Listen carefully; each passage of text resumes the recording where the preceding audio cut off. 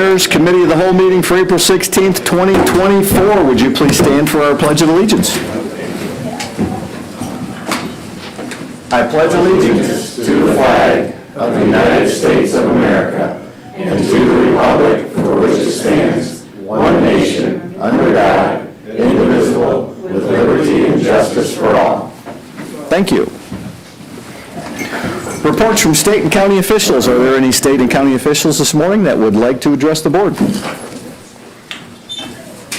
Hearing none, limited public comment. At this time, any member of the public wishing to address the board may do so for up to 3 minutes. Good morning, Rick Moore, Berry County Parks.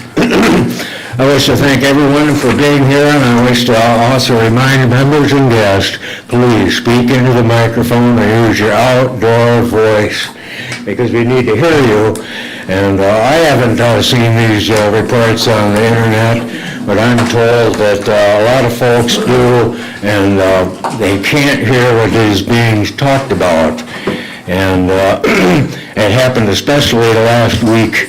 And I won't mention who it was, but man, he was really quiet and seemed to lean way back like this. So please speak into the microphone or use your outdoor voice. We all bring wisdom here. We wish to share it. Thank you very much. Thank you, Rick.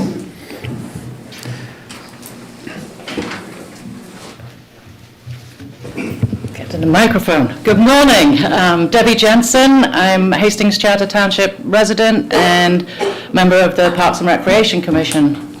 Just wanted to speak up in support of the motion to acquire the Metcalf Lake property. As I'm sure you know, it fills in a really important gap in our Parks and Recreation system. The county parks, we have 2 parks right now, both in very close proximity to each other, and there's always been a gap in that southeast corner of the county. It's something that people tell us when we do surveys, rec plans, that kind of thing, you know, what about us? So first of all, it fills in a very important gap. Secondly, it is a beautiful property. If you haven't been there, you should. Metcalf Lake is a natural lake that I think it may have one house on it, but you can't see it from the park at all, so it's quite unusual to have a lake that's completely surrounded by natural land. It has beautiful woodland, wetlands, seen some interesting birds out there, bald eagles, warblers, and it's just a beautiful place to be. And we are so fortunate to have a good partnership with Southwest Michigan Land Conservancy to support us in this, and also to have the endowment set up for the Bailey family. So I think it is definitely a win-win for county residents to fill in an important hole and have some outdoor recreation in that part of the county. Thank you. Thank you, Deb. Additional public comment.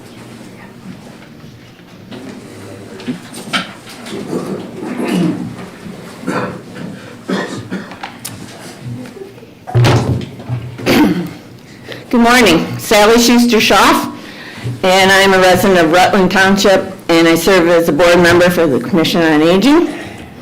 The Berry County Commission on Aging's mission is to provide services and resources to Berry County seniors and their families.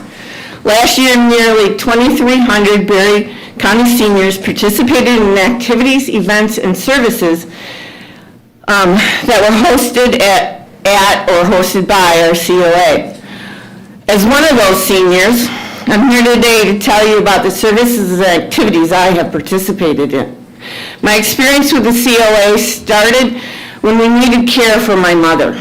Day services provided a safe place with loving care and social interactions for her, allowing my father some respite time. I've participated in many activities, including exercise classes, art and action, experiencing a diversity of mediums, field trips, card making, charcuterie class, just learned how to spell that.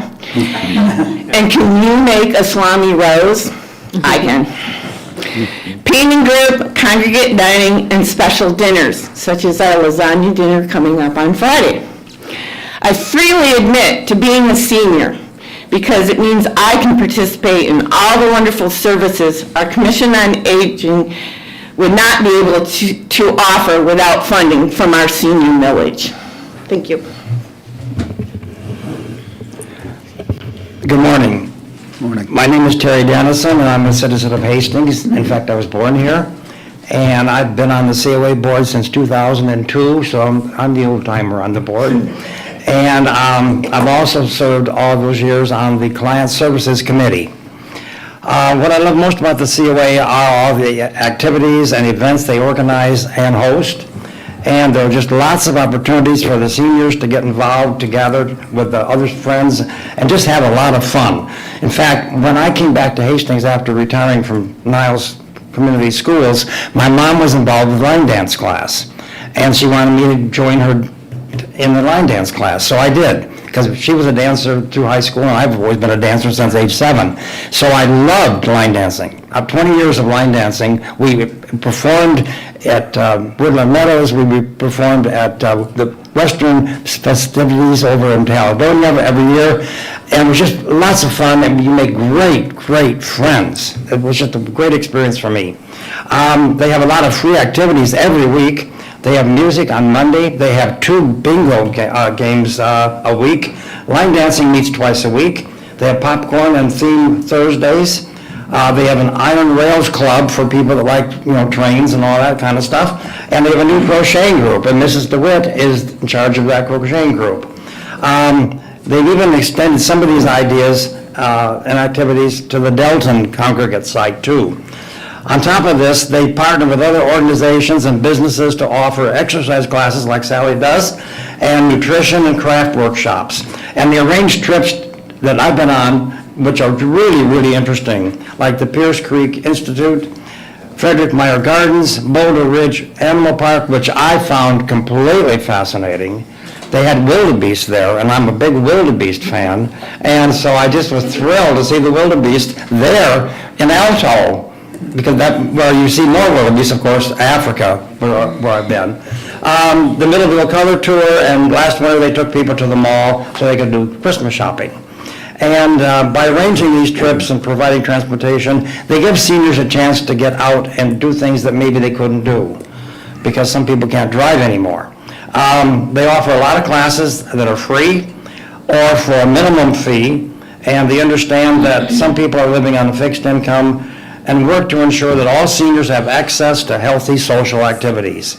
And the last is the senior millage helps support the COA operations so they can support local older adults, and it's a wonderful organization. I'm really proud to be on the board. Thank you, Terry. Thank you, Sally.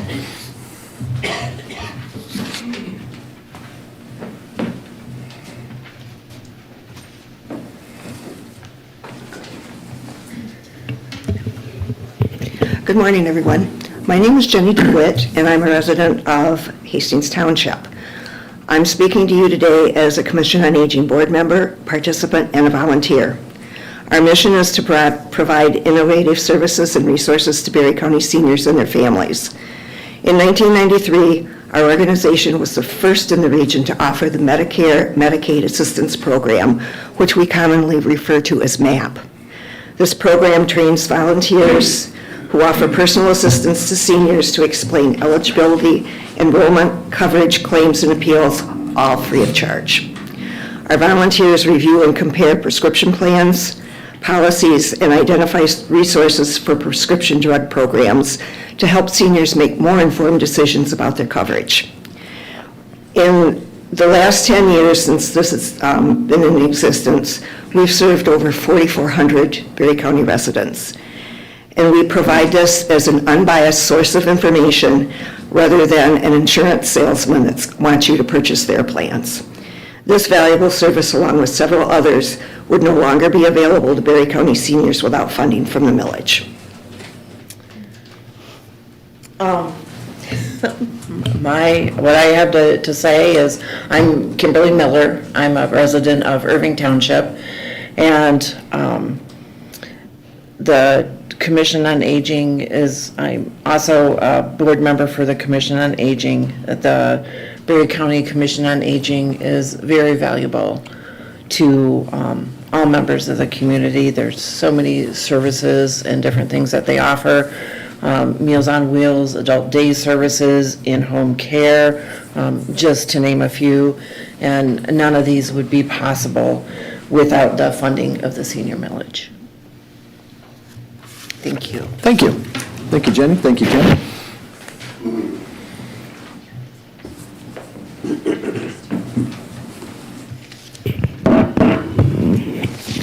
You're going to be hearing a lot about COA today.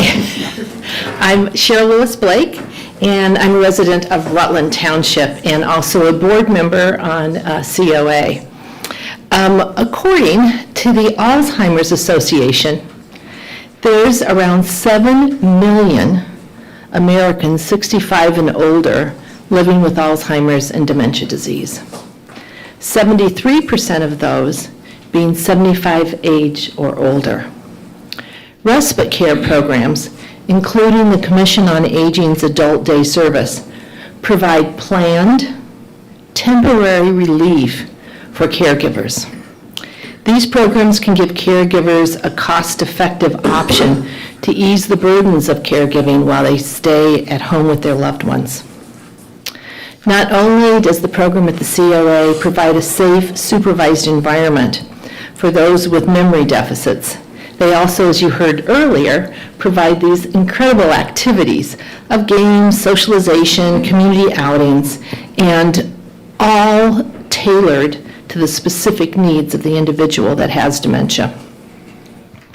The COA, and specifically the Adult Health Services, provided exceptional care and support to my father, Roger Lewis, during his journey with dementia. The staff displayed dedication, compassion, and patience, which made a significant difference in his quality of life. The program was impactful for combating loneliness and gave my dad several days a week of socialization with other folks his age. They provided games. They provided gardening. They provided activities which I think enriched his life and made him really happy. Dad was losing parts of himself daily to the disease, and the program for us became a source of strength and support, and he got to experience normalcy and joy. So the efforts of the staff certainly didn't go unnoticed, and it gave us a time as family members to do things like work, grocery shop, and kind of a breather from day in and day out care. So the Adult Health Service Program was a gift to our family as well as to our father, and so I am very supportive and encourage all of you to understand how important the millage is to make sure services continue of that kind to our citizens. Thank you. Thank you, Cheryl. Additional public comment? Oh, you want to go ahead? Go. You're up. Good morning, Gary White, Berry County, Castleton. I'm going to take probably the opposite view of the millage. We have young people out there that are struggling to make ends meet, and taxes are part of it. We have education millages that are out there, so the taxes are incredibly important for them to think about how they're going to make theirs. You have seniors out there that may not participate in that, the COA, that might be the difference between them getting their feed, or they're not their feed, but getting their food and getting their medication or paying taxes and keeping housing. So there is an opposite end of there. Back a while ago, Mike Galton's made the statement 65 is the new 45 years old. Well, the COA starts at 60 years old, and most 60 years old are still working. So it's one of those, okay, good, bad things. You know, do I have a senior meal card? Yeah. So do I participate in it? Well, I only participate because back 55 years ago, I was paying sales tax as a kid. Shortly up the road there, as I went up there and I started mowing lawns, I was paying sales tax and gas tax. As I turned 18, then I started paying property taxes, state, you know. So taxes have been just a rolling thing. So when I participate, well, as I said, I paid in to government for over 55 years. Yeah, so the meal card works. It was declared by Mike Calton Thursday that senior meal site is not going to be happening in Nashville. At the last 5 years, I think there's about 3 to 5 people that were participating over there. If you go into Nashville and look at the restaurants and stuff on a Saturday and stuff, you will see many, many, many seniors out there footing their own bill there, okay? Mike Calton put a thing out there where 208 people, I believe it was, participated in the meal program. Majority of them were out in Dalton, then Thornapple, Kellogg, and then you had 14 participants with 32 meals. I probably was one of the ones that had 4 to 6 of those 32 meals. So, but it's not because, oh, I got to be taken care of by county government. But when you consider this, you got to consider the young people, affordable housing, and all the other things that come along with this. How many programs are duplicated by other government bodies? I belong to a J group from the church, which is a senior group. So how many things are done? You heard from other businesses that have senior facilities and things like that it's going to hurt their business. They're being taxed on it. So it's, there is 2 sides of the story. So you just got to realize both of them and not just hear from one side. So thank you. Thank you, Gary.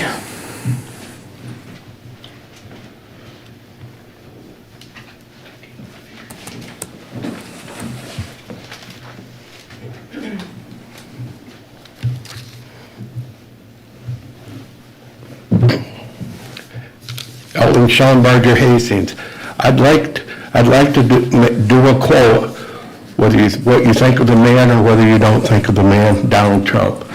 And he says, over the course of your life, you will find that things is always not fair, and you find things happen to you that you don't deserve. That isn't always warranted, but you have to put your head down and fight, fight, fight. Never ever give up. Things will work out just fine. He says, look the way I've been treated lately. And I'm just not, as a politician, and I'm just not talking politician, but I'm talking about also part of the quote that he made about people, about you in general. In his history, has there ever he been treated worse or unfairly? You can't let them get you down. You can't let the critics dictate to you and naysayers get in the way of your dreams. Adversity makes you stronger. Don't give in, don't back down, and never stop doing what you know what is right. Thank you. Thank you, Eldon.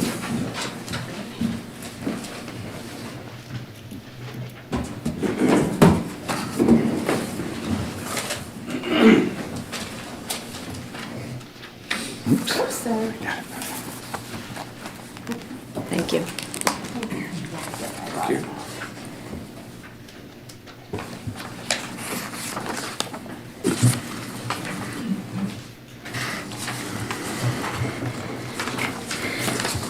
All right, Cindy Twitchell from Prairieville Township.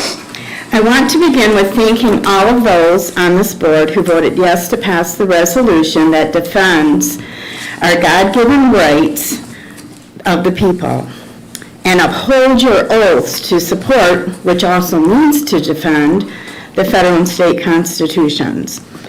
I thought since a board member continues to refer to what he believes our forefathers who participated in writing the Declaration of Independence, the federal Constitution, or both, meant regarding the Second Amendment, I would give you copies of what they actually had to say about our God-given right to own and bear arms.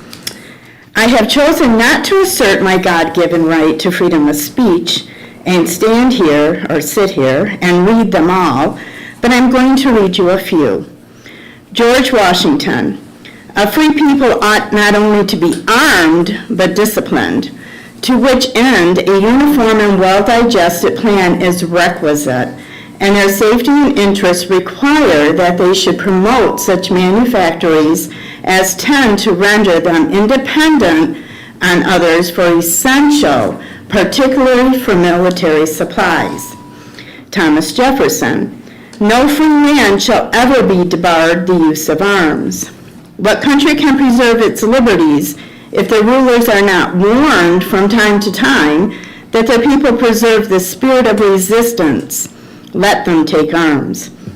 The laws that forbid the carrying of arms are laws of such a nature. They disarm only those who are neither inclined nor determined to commit crimes. Such laws make things worse for the assaulted and better for the assailants.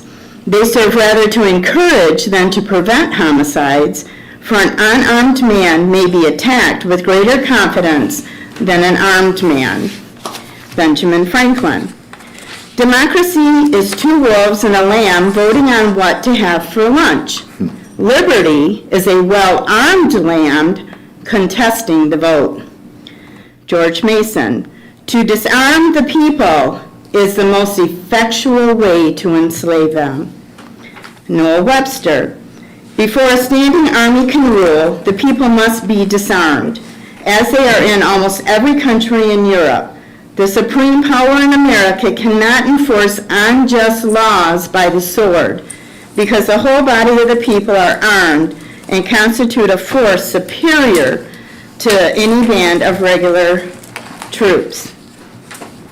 So as you have heard and can read for yourselves, the God-given right for the people to be armed is a necessity to keep their freedom. And since it is a God-given right, no mere man has the authority to take that away. Thank you. Thank you, Cindy. Additional public comment?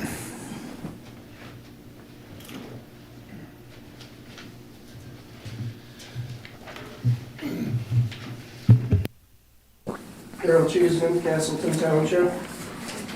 As always, I want to thank all you guys for your efforts in keeping the county going, keeping it on track. A lot of work, a lot of meetings, a lot of everything, right?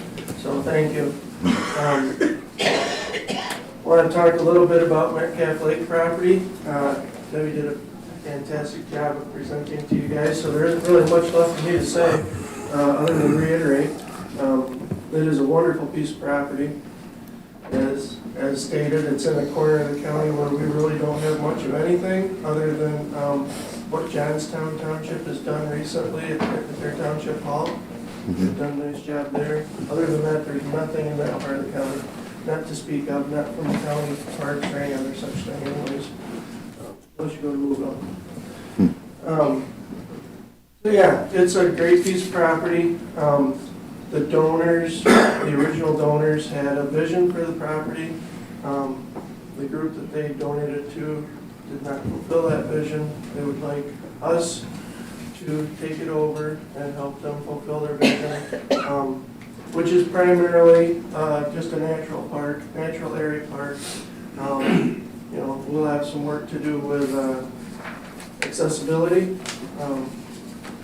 You know, eventually down the road, things like a picnic shelter or little things like that go along with it, but it's primarily intended to be just a nice natural space to go and get away from everything. Nice lake on the property, creek going out of it. Fairly secluded. It's a bowl-shaped terrain, so once you get down in there, everyday life is outside of it. Nice place.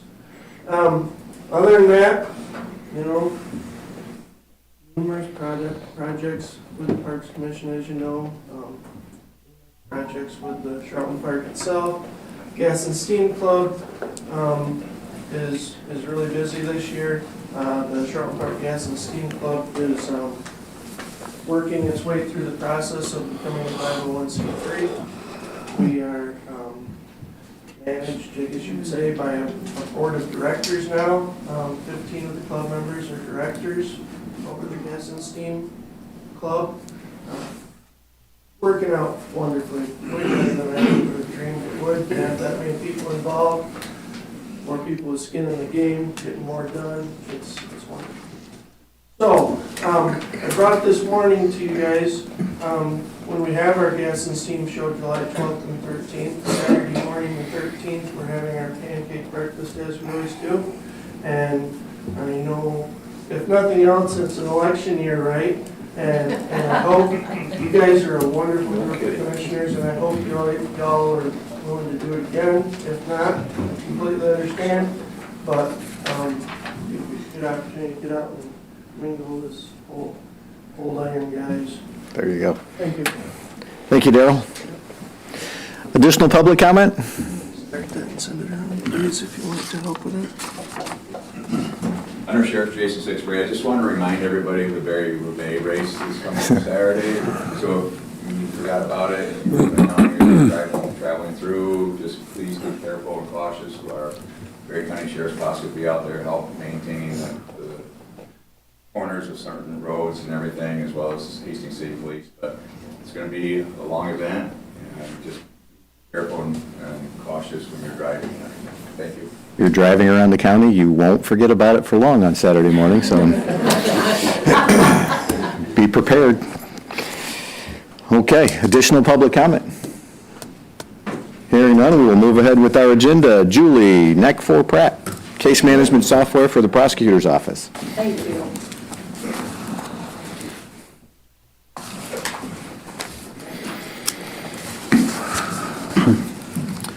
Good morning. Hello, how are you? Wonderful. Ever accused me of being too quiet, but if you can't hear me, let me know. I am Julie Nakfoor Pratt. If you don't know me, I am the Barry County Prosecutor. I've been so since January 1st of 2015. And with me today is Nicole Mitchell. She is my office manager, and I brought her because she has been an extreme help in putting together the things we needed to know regarding cartels. So I wanted to share them with you. What I did was I prepared a list of questions that you might ask, and then I answered them. And then beyond that, if you have any, please don't hesitate if that's okay, if you proceed like that. So Cartel is a company that services other things, but they also service case management, which is what we are interested in. So you might ask, what is adult case tracking or juvenile case tracking? That's what ACT and JCT are, right? That is a case management system, and I liken it to something like, I think the Sheriff's Department might have Central Square. It's something like that. Case management is where you can make notes in an electronic file. It starts at the charging of someone, so the person's name that we charged is in there, or the name of the person might be in there that we had a request for criminal charges, but we didn't issue, we denied for some reason. All those notes go into case management. We also can look up a person's criminal history in our county. So if we wanted a different kind of criminal history, we would rely on the police to look that up, but we can look up our local criminal history of a person that we might be prosecuting. Well, what is the status of our adult case tracking and our juvenile case tracking case management system? It's nearing the end of life, and it will be obsolete, no longer usable on December 31st of 2026. How did we arrive at Carpal, and why do we need Carpal? Well, if adult case tracking and juvenile case tracking are going to become obsolete, we're going to need something to replace that company. So we did some checking. You know, why did we pick Carpal? The Prosecutors Association, a lot of prosecutors got together and did some research and listened to some presentations and read some materials and did some networking with some other companies, and Carpal was by far the most cost effective. The other ones were a little bit cost prohibitive actually. And also it met our needs with that being cost effective. What do we need in order to take advantage of this? Well, the biggest point that I wanted to make today, and probably one of the most important points I can make, is that the Prosecutors Association of Michigan has agreed and has offered to take on the initial cost, fees, and licensing of this endeavor, which for Barry County amounts to around a little over $67,000. It's a one-time cost, and they will take over that cost, and they will also be taking over cost for the next 3 years. So any cost to Barry County that's going to change wouldn't take place until 2028.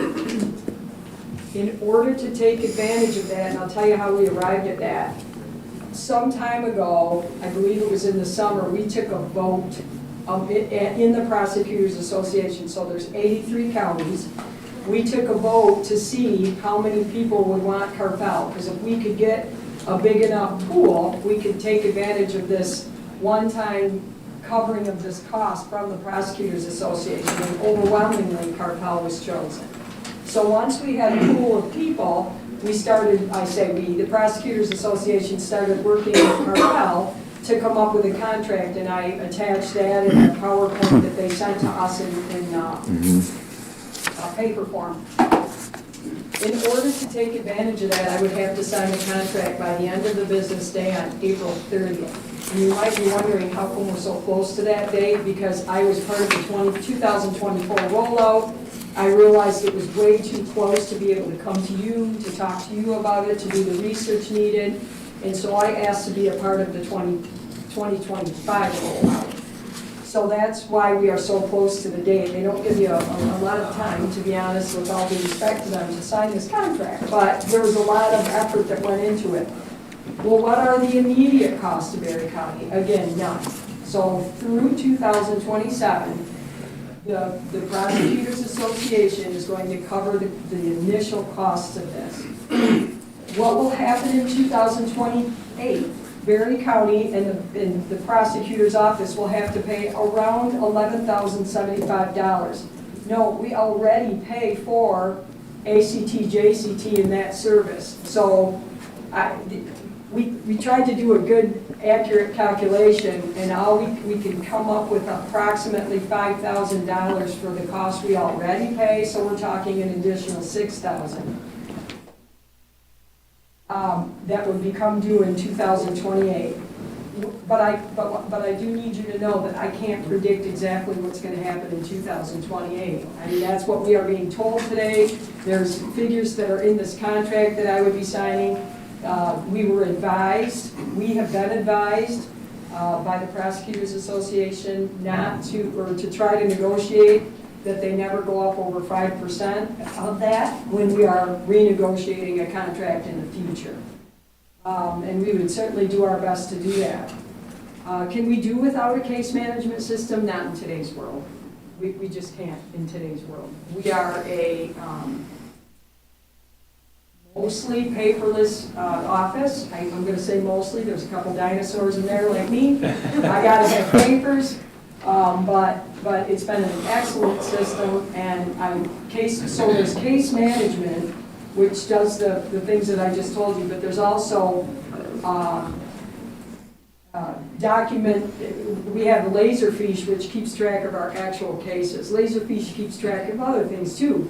I oftentimes will look into fatalities to see if they may be a homicide or see what's going on. We keep track of a lot of cases that we might not charge. We keep track of FOIA requests. We keep track of correspondence. All that goes into our Laserfiche. So that's different, and we will hang on to that. When would all this take place? Our live date for the rollout is 2/17 of 2025. So what Carpel gave to us, should we sign the contract, if we sign this contract, Carpel gave to us a rollout schedule. So our office would have to work hard with Carpel, and we would have to loop in IT for their expertise in getting ready for this rollout. My understanding would be that there would be some short period of time where ACT, JCT would still be available briefly while they're changing over, and then it would no longer be available. I'm asking for your approval and support, and again, I emphasize that in order to take advantage of not having to pay this pretty hefty licensing and startup fee of $67,000 some odd dollars, I have to sign the contract by April 30th. Thank you. Fantastic. Couple questions. So this is a statewide system? This is going to be adopted by all prosecutors statewide, or just? It's not adopted by all prosecutors. Before we came to this conclusion, I say we, before the prosecutor's office announced the end of life of ACT, JCT, some prosecutors had already gone with someone else. Maybe somebody like ImageSoft, Equivant, there's other places out there. Either they already had gone to them, or they have chosen to stay with them. So there's a large group, and I'm sorry I don't have the figures.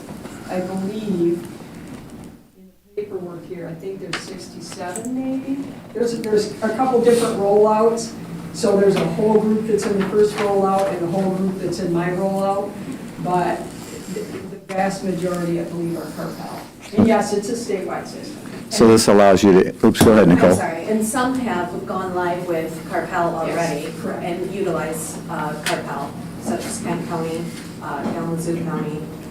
So it's not a statewide, it's not uniform, but other big counties are using it as well. Will Carpel allow you to interact on a statewide system? If you want to compare to what's going on in Wayne County or, You can access, if they utilize Carpel, then you can access their system. They should have a portal that you can go in and look. But it's not, uniform. We don't have to have Carpel. The whole state does not have to utilize Carpel, but that's one of our choices. Okay. And with regard to the uniform, that's a good point. There are a la carte options on Carpel, so you can buy other features and items, and I'm choosing not to right now because if it ain't broke, won't fix it. So we're just gonna keep trying to go with what we have. I can't say I wouldn't in the future if we needed it or if something necessitated it, and I certainly would bring that to your attention. But at this point, we have not opted to. We are going to a meeting soon about Vine, and Vine is a system that helps victims and prosecutors and others know when somebody's going to be released from an incarceration facility, so we think Vine is important. I think on the 24th, we're going to a meeting. We're going to be participating in a Zoom meeting about Vine. And how that works with Carpel, and because there's certain interfaces that you can purchase that make things easier for different departments, like law enforcement agencies, to interact with our system. okay. So Carpel isn't the end-all, but because if you have statewide databases and federal databases, I just wanted to be sure this is linking you or keeping you in the loop with everything you need information-wise.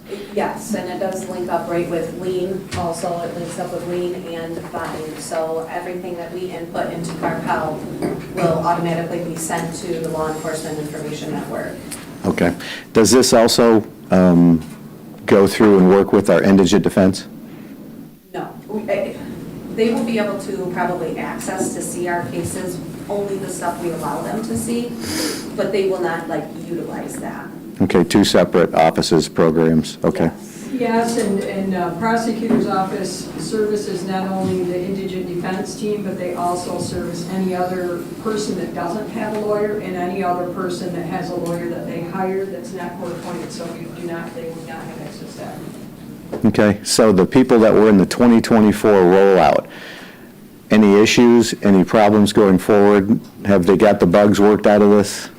Because you hate to... Completely. I was just at a conference last Friday, and we did a lot of talking about Carpel. There are some issues with reporting. There are some issues with PAT codes, statutes that we would have to, that we input into Carpel to populate our documents and populate the language. There are some issues. However, PAM, the Prosecuting Association, is working very closely with Carpel to get those bugs worked out. And that's why it would benefit our office if we utilize Carpel and go through the PAM process, because they are working on our behalf where we wouldn't have to figure out those issues. Yeah. I think it's good that we probably weren't in the 2024 rollout. We're letting them figure some of these things out. Exactly. Questions from commissioners? What is on base? On-base is it's also a document storage. Would you move that microphone over for me, please? Sorry. There you go. Is that something you're using? No. Okay. We utilize Laserfish versus on-base. Then, that's all I needed to know. Yeah, there is a reference. Right. Commissioner Campbell?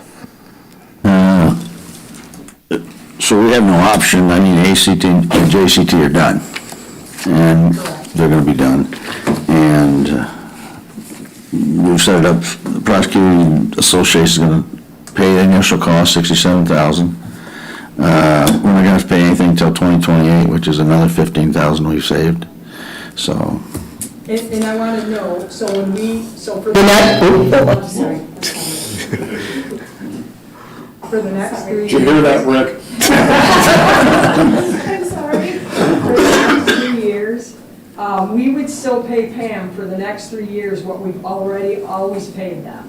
So we're still gonna be paying Pam like we always have, but my understanding, and excuse me if I'm incorrect on this, but my understanding is that would go towards or be kind of offset those costs of 67,000, and then we would start being responsible for only the maintenance cost or the cost of it in 2020. And that has to be signed by when? April 30th at the end of the business day. How does that work, Chairman?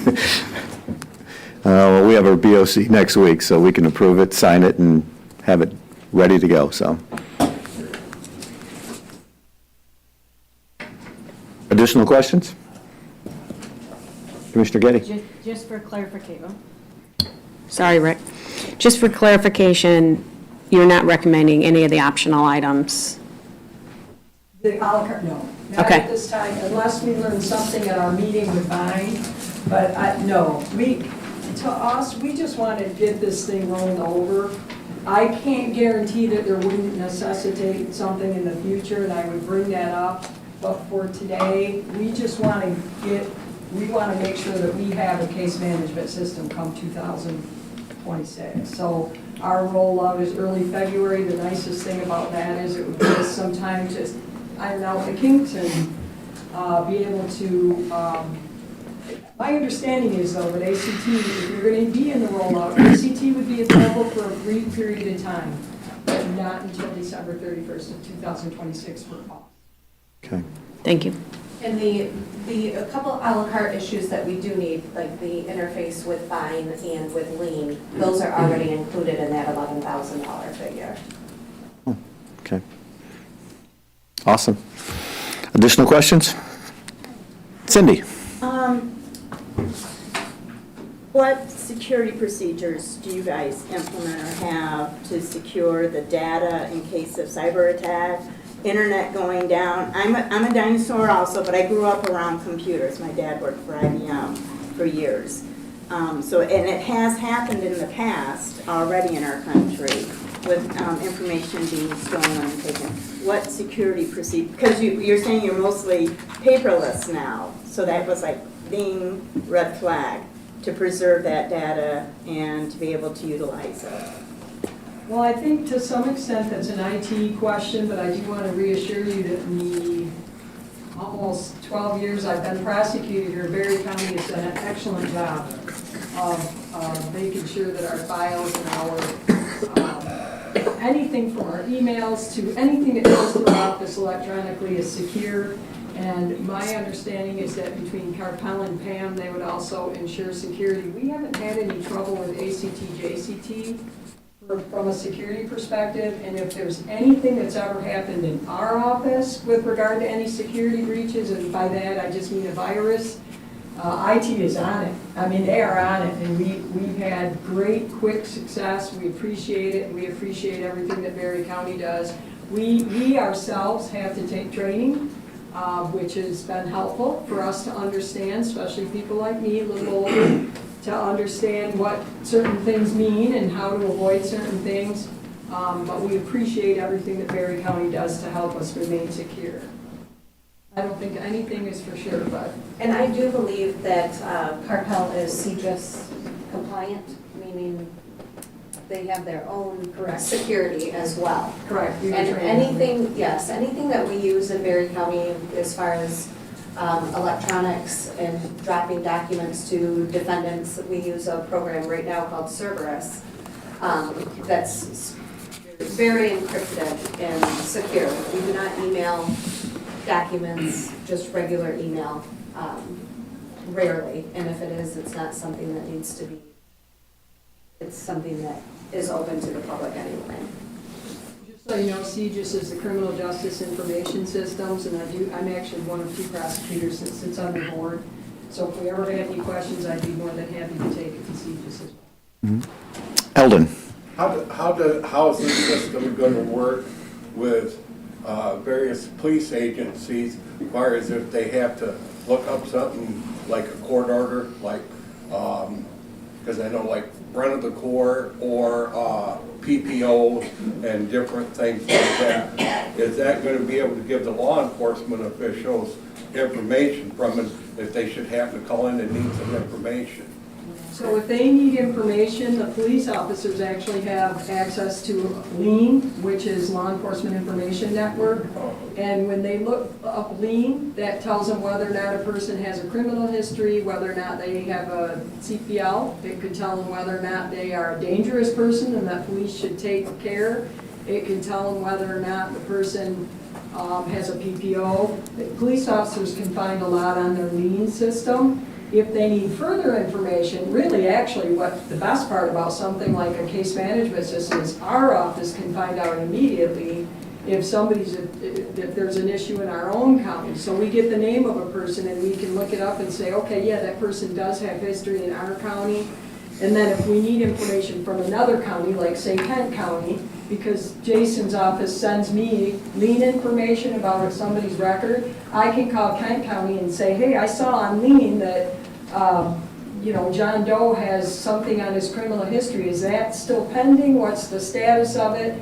The only thing it can't give out to other people besides us and maybe a few other limited people, is if somebody has something that is suppressed. So if you're a juvenile, if you were part of a deferral program for domestic violence, drugs, other things, sometimes those records are suppressed on purpose to protect the person so that they can, they don't have to worry about it all. We have access to some of that, but the general public would not. Well, I didn't know if it shared it with all the counties in Michigan, so they had the same access to the same information as what you got. That's why I was asking. Oh, to me, that's more of a LEAN, Law Enforcement Information Network. I would say so too, but we do have, with these initial fees, we do have a law enforcement interface or portal that we can give a password to that law enforcement can log into and find out the status of their case, the disposition of their case, what we still need from them, what they've given us, and those sorts of things too. So the local law enforcement will be able to log into this portal and see what's going on in their specific case. Thank you. Additional questions from commissioners? Okay. Hearing none, the chair will entertain a motion to recommend to the Board of Commissioners approval to enter into the attached Prosecuting Attorneys Association of Michigan and Berry County Prosecutor's Office contract for prosecutors by carpal adult case tracking and juvenile case tracking software and authorize the prosecutor to sign it. So moved, Doster. Support, Hatfield. Motion by Doster, support by Hatfield, to recommend to the Board of Commissioners approval to enter into the attached Prosecuting Attorneys Association of Michigan and Berry County Prosecutor's Office contract for prosecutors by carpal adult case tracking and juvenile case tracking software and authorize the prosecutor to sign it. All those in favor say aye. Aye. Opposed? The motion carries. Thank you so much. Yeah. Thank you, Julie. Thank you, Nicole. Thank you. Courtney Ziny. Resolution approving millage renewal proposition.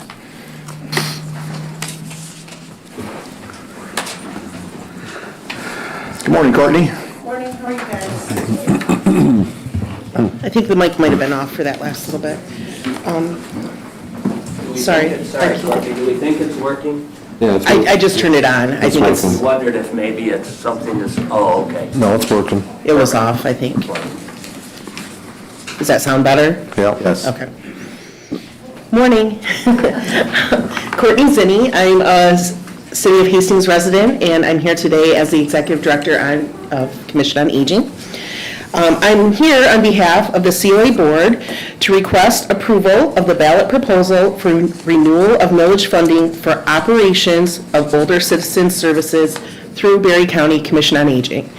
So just to underline that, this millage is for operations of services for the COA. So I just want to make sure that that's clear what the purpose is of the millage. They let me have this clicky thing. Oh, look it, and it worked. The Thank you, IT. So before I got started, I really wanted to talk about the history of senior services and where it really originated from. So in 1965, Congress passed the Older Americans Act, and that was in response to a concern about lack of community social services for older adults. It established the Administration of Aging and called for the creation of state units of aging. This is reauthorized on a fairly regular basis, and it's currently undergoing the first significant update in 30 years. So we're seeing some updates on how some of the funding is handled. In 1965, Medicare and Medicaid were also established. Several years later, Title X of the Social Security Amendments actually began authorization of granting states dollars for social services for older adults. So those first programs that were supported were homemaking services as well as nutrition services and adult day services. In that same year, Berry County Commission on Aging was established as a permanent part of county government. So now we're here 50 years later, and there's this new demographic phenomenon happening. We're right in the middle of it. Many will refer to it as the silver tsunami, and it's the rapid growth of an older adult population that's driven by the aging baby boomers, longer life expectancies, declining birth rates. This has implications on our healthcare systems, our social services, our workforce dynamics, our housing, and our economic policies. So for about a year now, I've been touting the statistic that by 2030, the U.S. population, older adults will outnumber the number of minor children. So when I was pulling this data to show you today, imagine my surprise when I found that Berry County is already in that position. So 27% of our population is over the age of 60, with an additional 14% between the ages of 50 and 59. Our minor children are less than 25% of our population. This, right now, is the time for proactive planning and investment in aging-related resources and services. So some important facts to consider as we have this conversation today. So there's numerous studies, over the many decades actually, that continue to tell us that older adults would prefer to stay in their own homes as they age. That's referred to as aging in place, and you'll hear us use that a lot. The whole purpose of Berry County Commission on Aging is to provide services so that our seniors can do that, so they can do what they wish, and so that they can age in place. Approximately 75% of older adults have at least one chronic health condition, which makes it that much more important for them to have access to supportive services. The Bipartisan Policy Center also found that the cost of caring for older adults in nursing homes is significantly higher than providing those supportive services for aging in place. And while we talk about the aging in place, we also need to recognize that we have a significant amount of our population that is now becoming socially isolated. And that social isolation, the loneliness, that is associated with developing chronic conditions. There's a 29% increased risk of heart disease, a 32% increased risk of stroke. It's associated with higher risk of hospital readmission, increased risk of cognitive decline and dementia, and an increased likeliness to experience mental health challenges.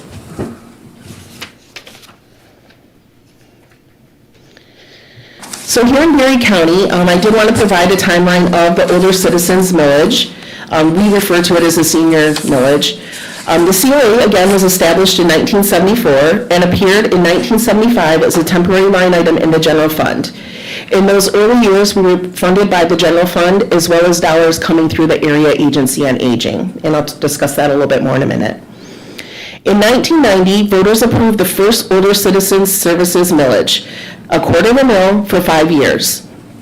In 1994, a year early, voters approved the renewal as well as a Headley override, and again, did $0.25, but this time for 10 years.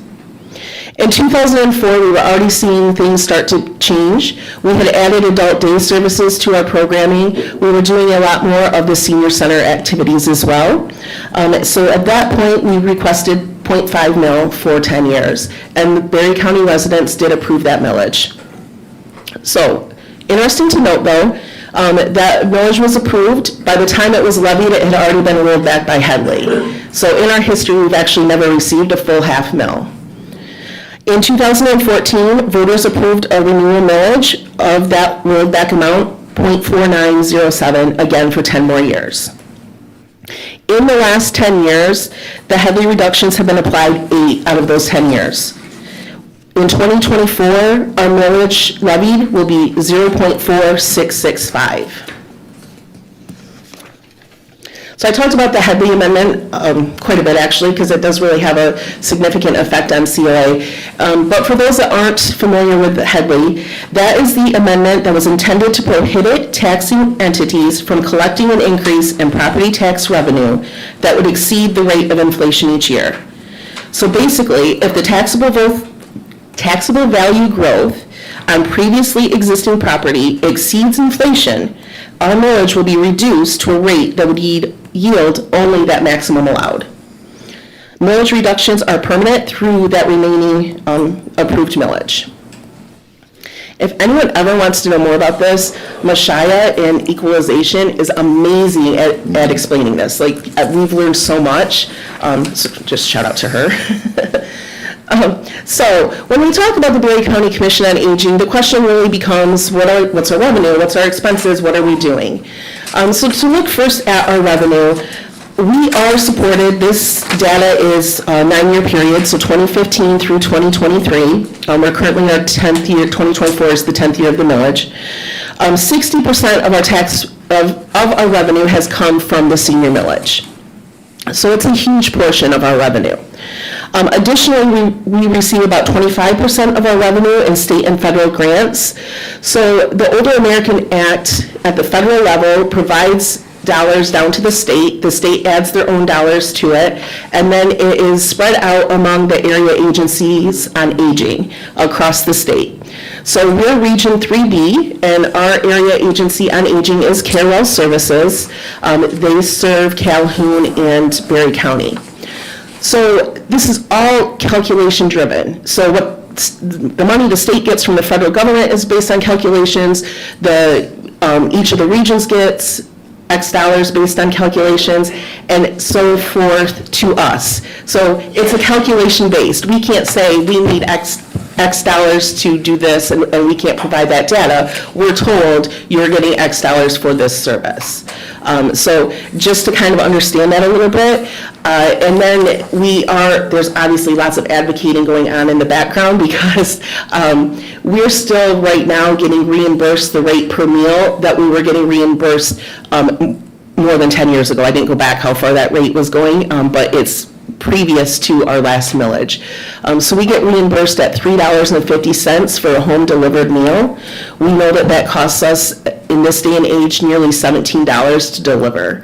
And that funding has not changed in that time. So something to speak to state and federal representatives about.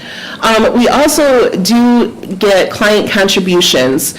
So many of our services are donation-based, so anything that we're getting the Older American Act dollars for is a donation-based service. So we suggest a cost, and if the client that is receiving those services is able to pay, then they pay. If they can pay less, then they pay less, and if they can't pay at all, then they don't pay at all.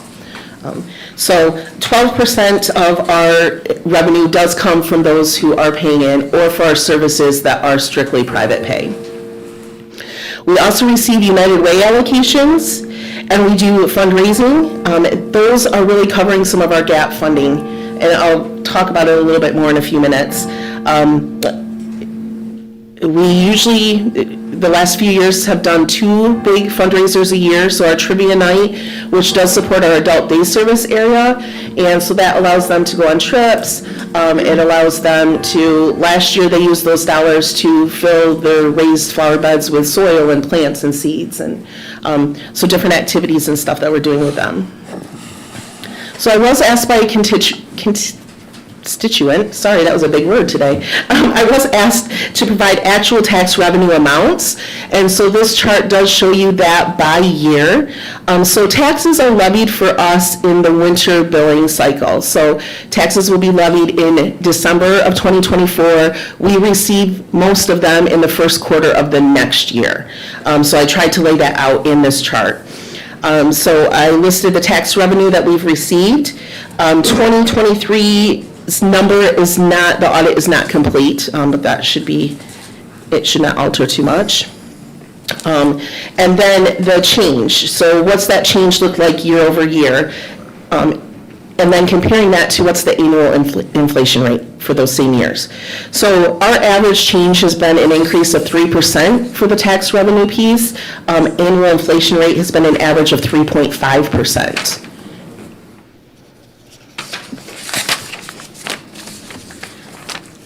So obviously, when we talk about income, we have to talk about expenses too, right? And any business owner, any property owner, anyone understands what that has looked like, especially since COVID. So over the last 10 years, our salary or our labor expense has increased 22%. And to me, that was high, and I was getting a little flustered by it.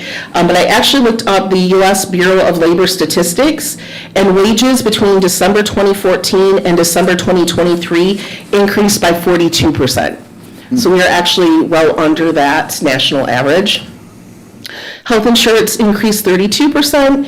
Our food has increased 40%. Now, when you consider the fact that we serve over 500,000 meals in the last 10 years, you can understand that that food cost, as that goes up, that really does affect our bottom line. My staff is amazing at making sure that we have minimal food waste. They're so creative, and so we are very conscientious about that. But the matter, it is that food costs are going up for everyone. What we have paid for mileage for our home care workers to drive across the county, as well as for our Meals on Wheels trucks, has increased by 7% as well. So I did add our fund balance. Sometimes the fact that we have a fund balance does get brought up. So I did want to show over the last 9 years how that has decreased.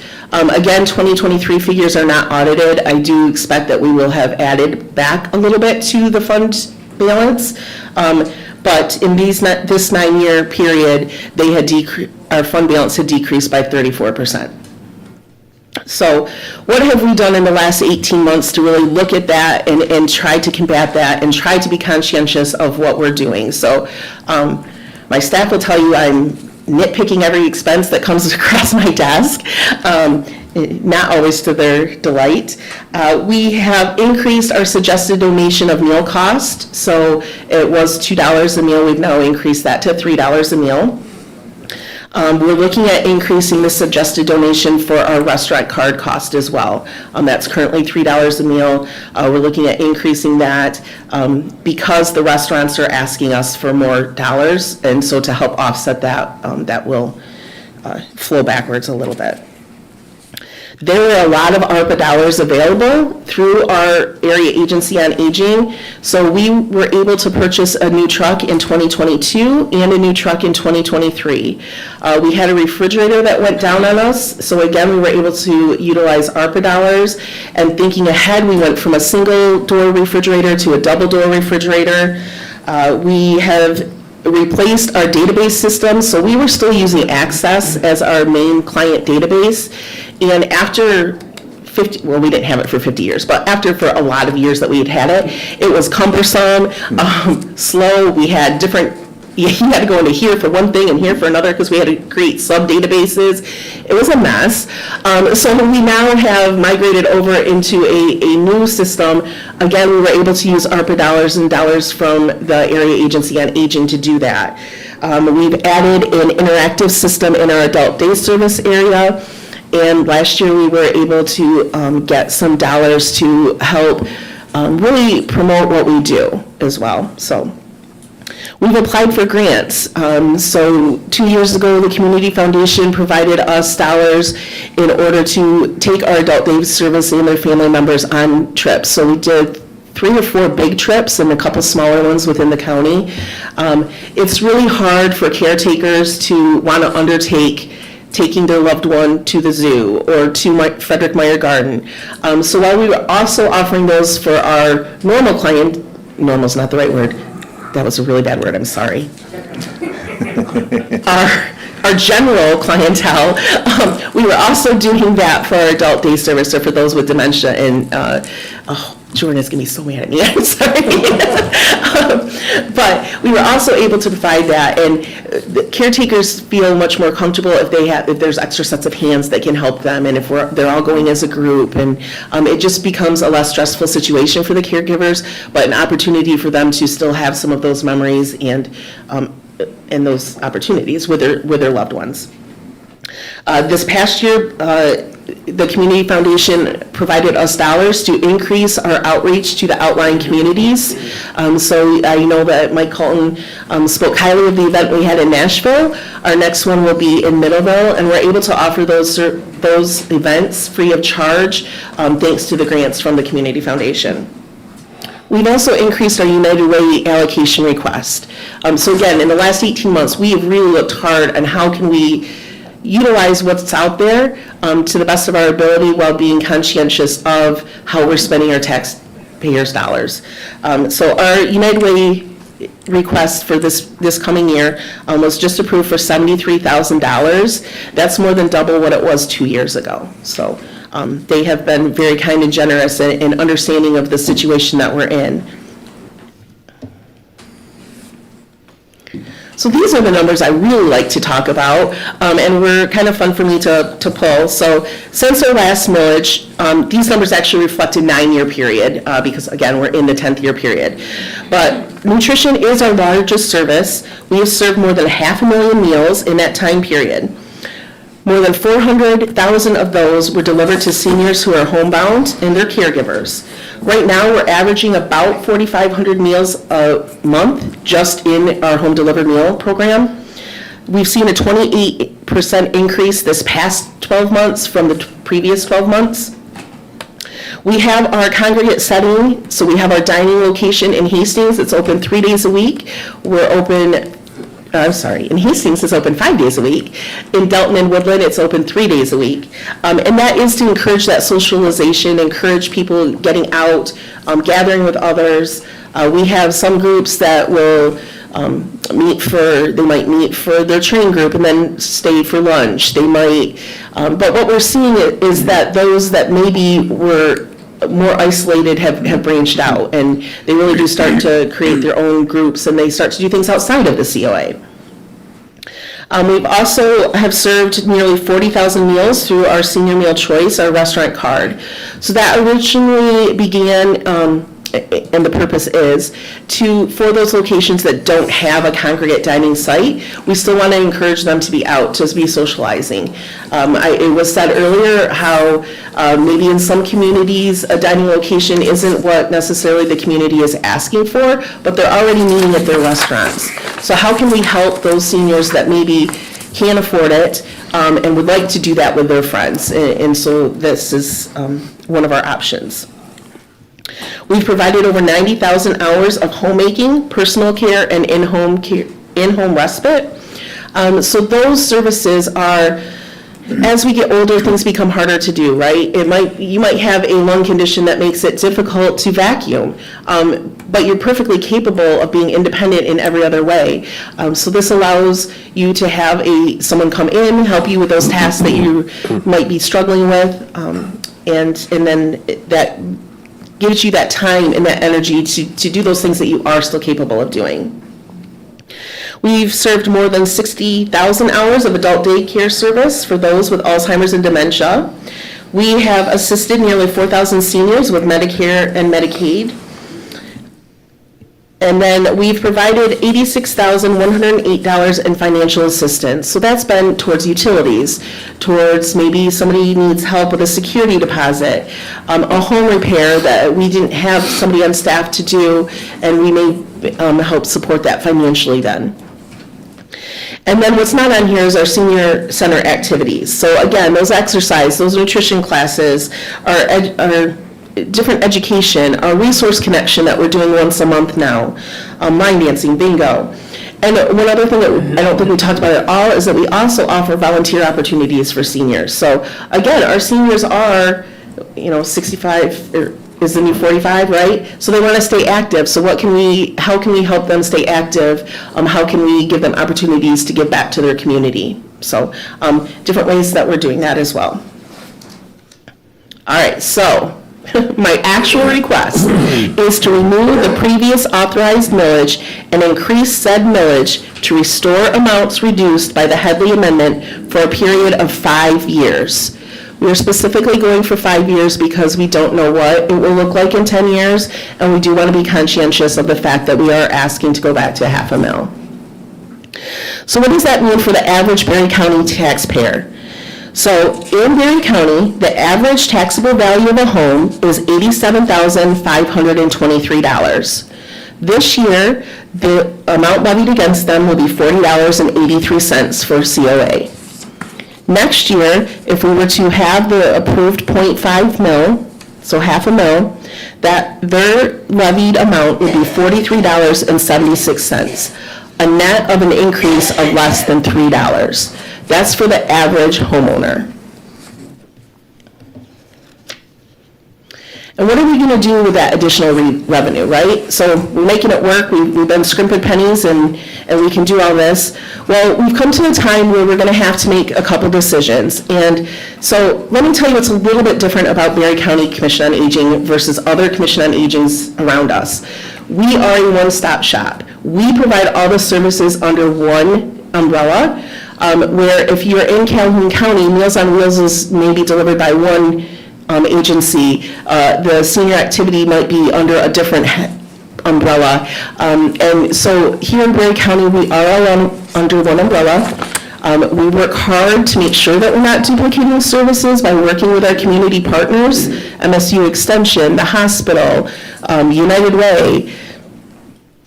So, but what we're looking at now is we've kind of come to this cross point where for our Meals on Wheels, we serve 5 days a week. And I think I've said that till I'm blue in the face. That is different than every other county.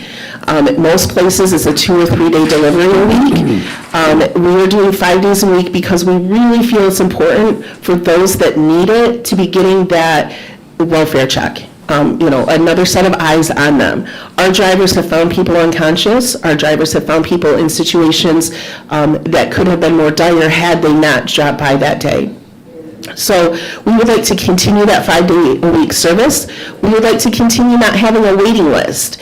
I was recently asked by our area agency on aging, well, what's your process for a waiting list? I said, we don't have a waiting list. Well, no, but what's your process? Like, I had to convince them we don't have a waiting list.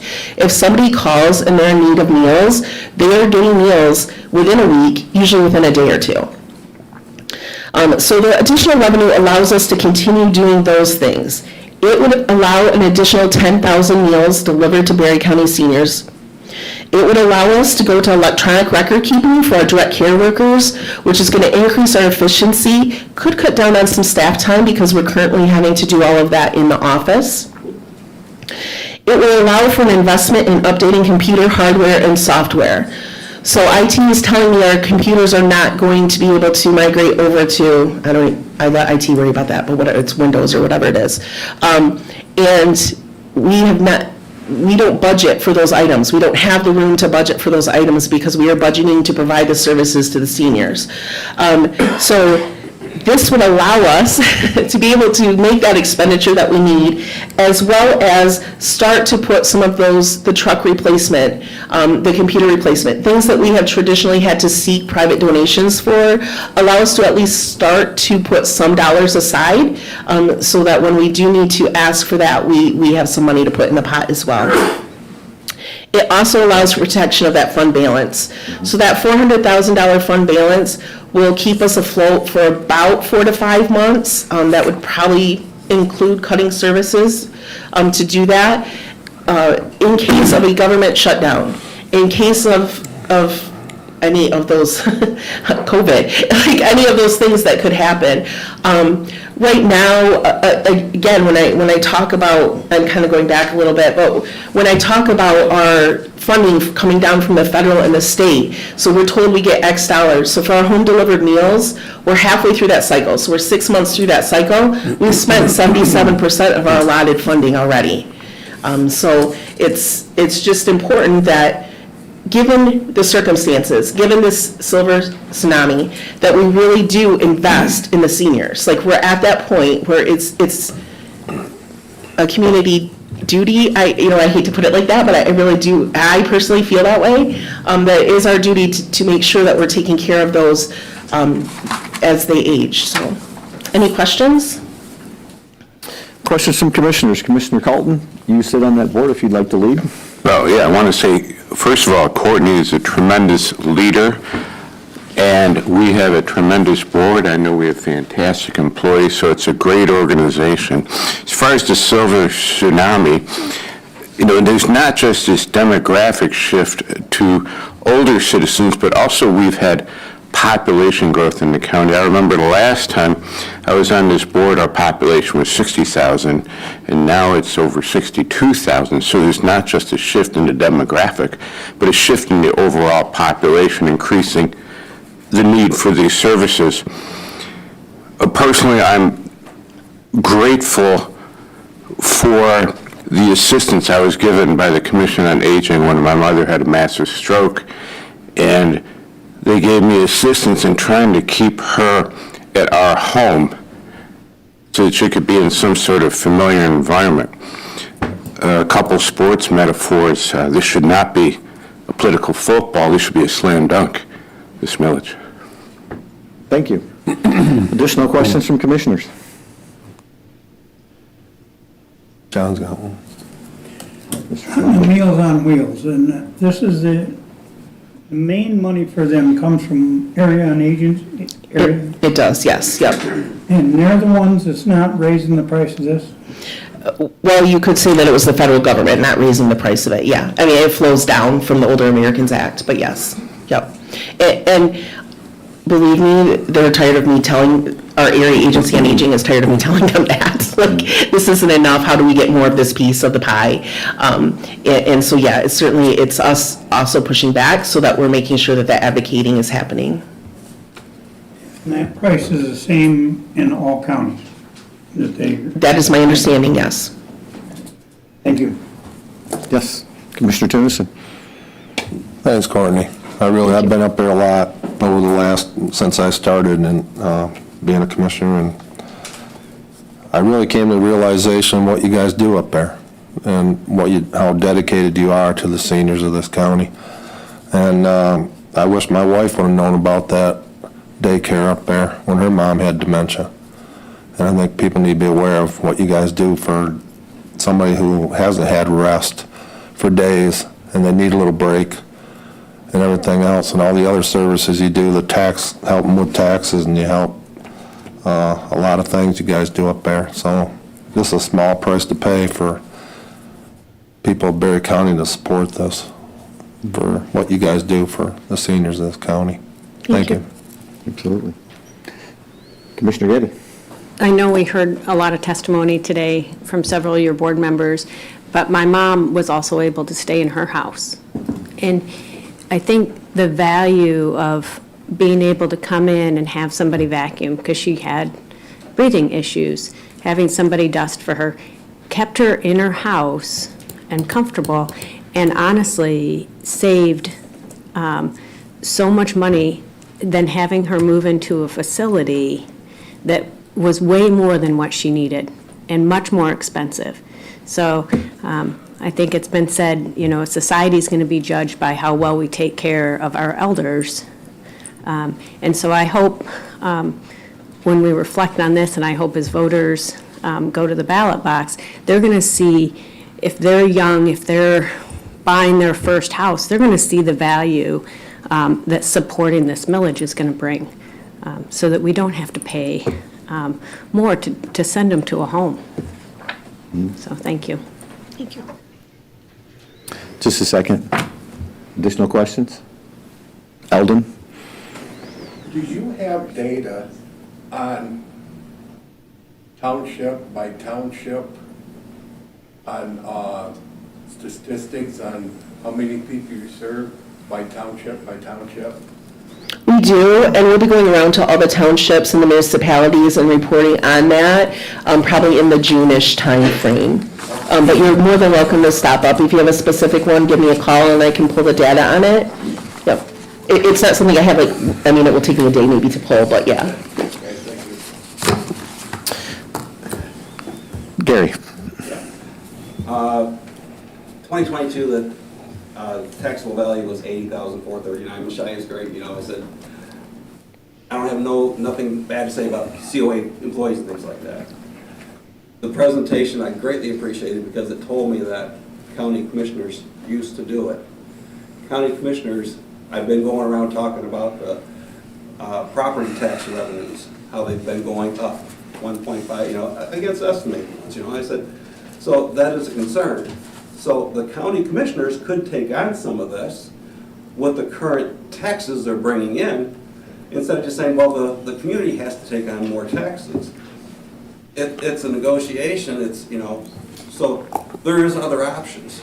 Young people are being slammed with Social Security debt, tax, you know, I said, so there is another side that you should be also debating because you have constituents of both ages.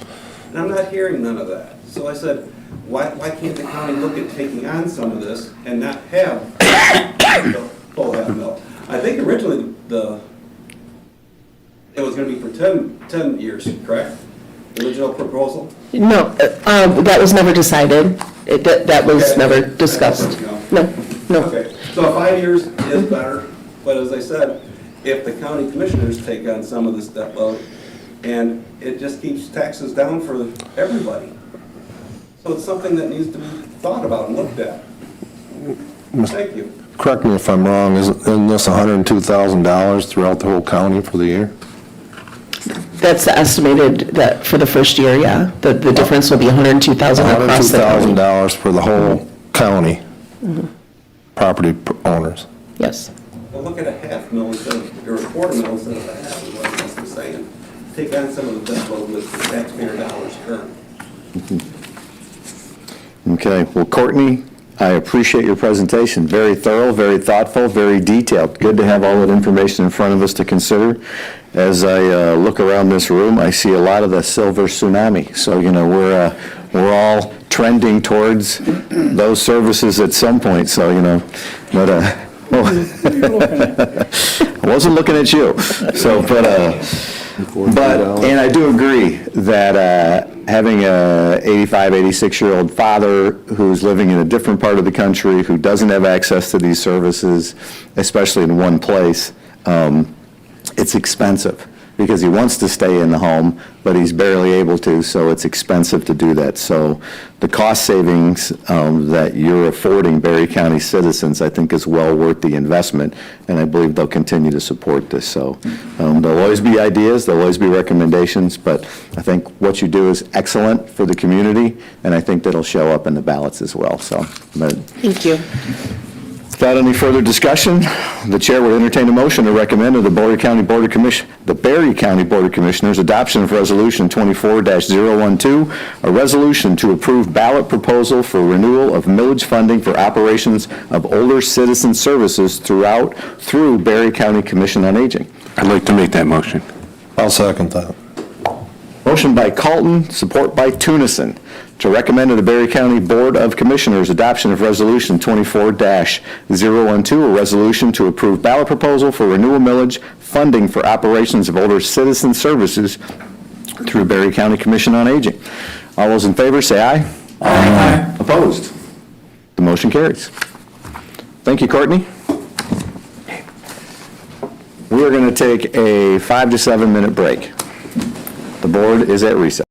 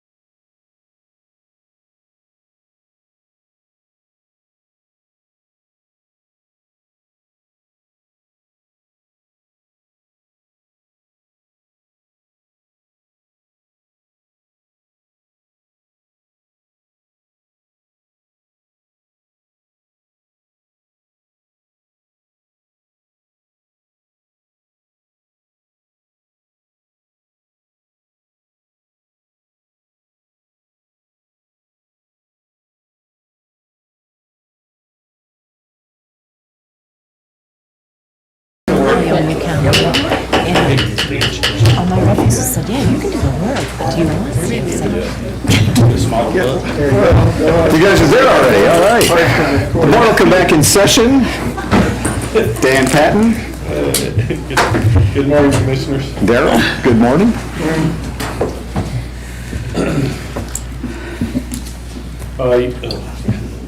So yeah, Berry County Parks and Recreation Commission, we got a request to recommend to the Berry County Board of Commissioners approval of Resolution 2414, which is a resolution to approve acquisition of real property. The resolution is to authorize the purchase of parcel number 0801-031-020, commonly referred to as Metcalf Lake, from the city of Battle Creek, which consists of approximately 159 acres of vacant land located at the intersection of North Avenue and Baseline in Assyria Township. The request is for $1. That my understanding, with the exchange of property, real property in this case, between Berry County and the city of Battle Creek, the dollar is required to meet whatever the stipulations are with the state of Michigan. And I'll try to answer any questions if anybody has any. Commissioner Gay, would you like to lead on this? Here's my $1. Catherine would like to buy 159 acres for $1 and give it to the I'd like to county. make a donation to Berry County. So this is a project a long time in the making. I think it's a testament to the partnerships and the value of partnership with the Bailey family, who wish to have this property managed and open to the public in the spirit that it was first donated. And then they've also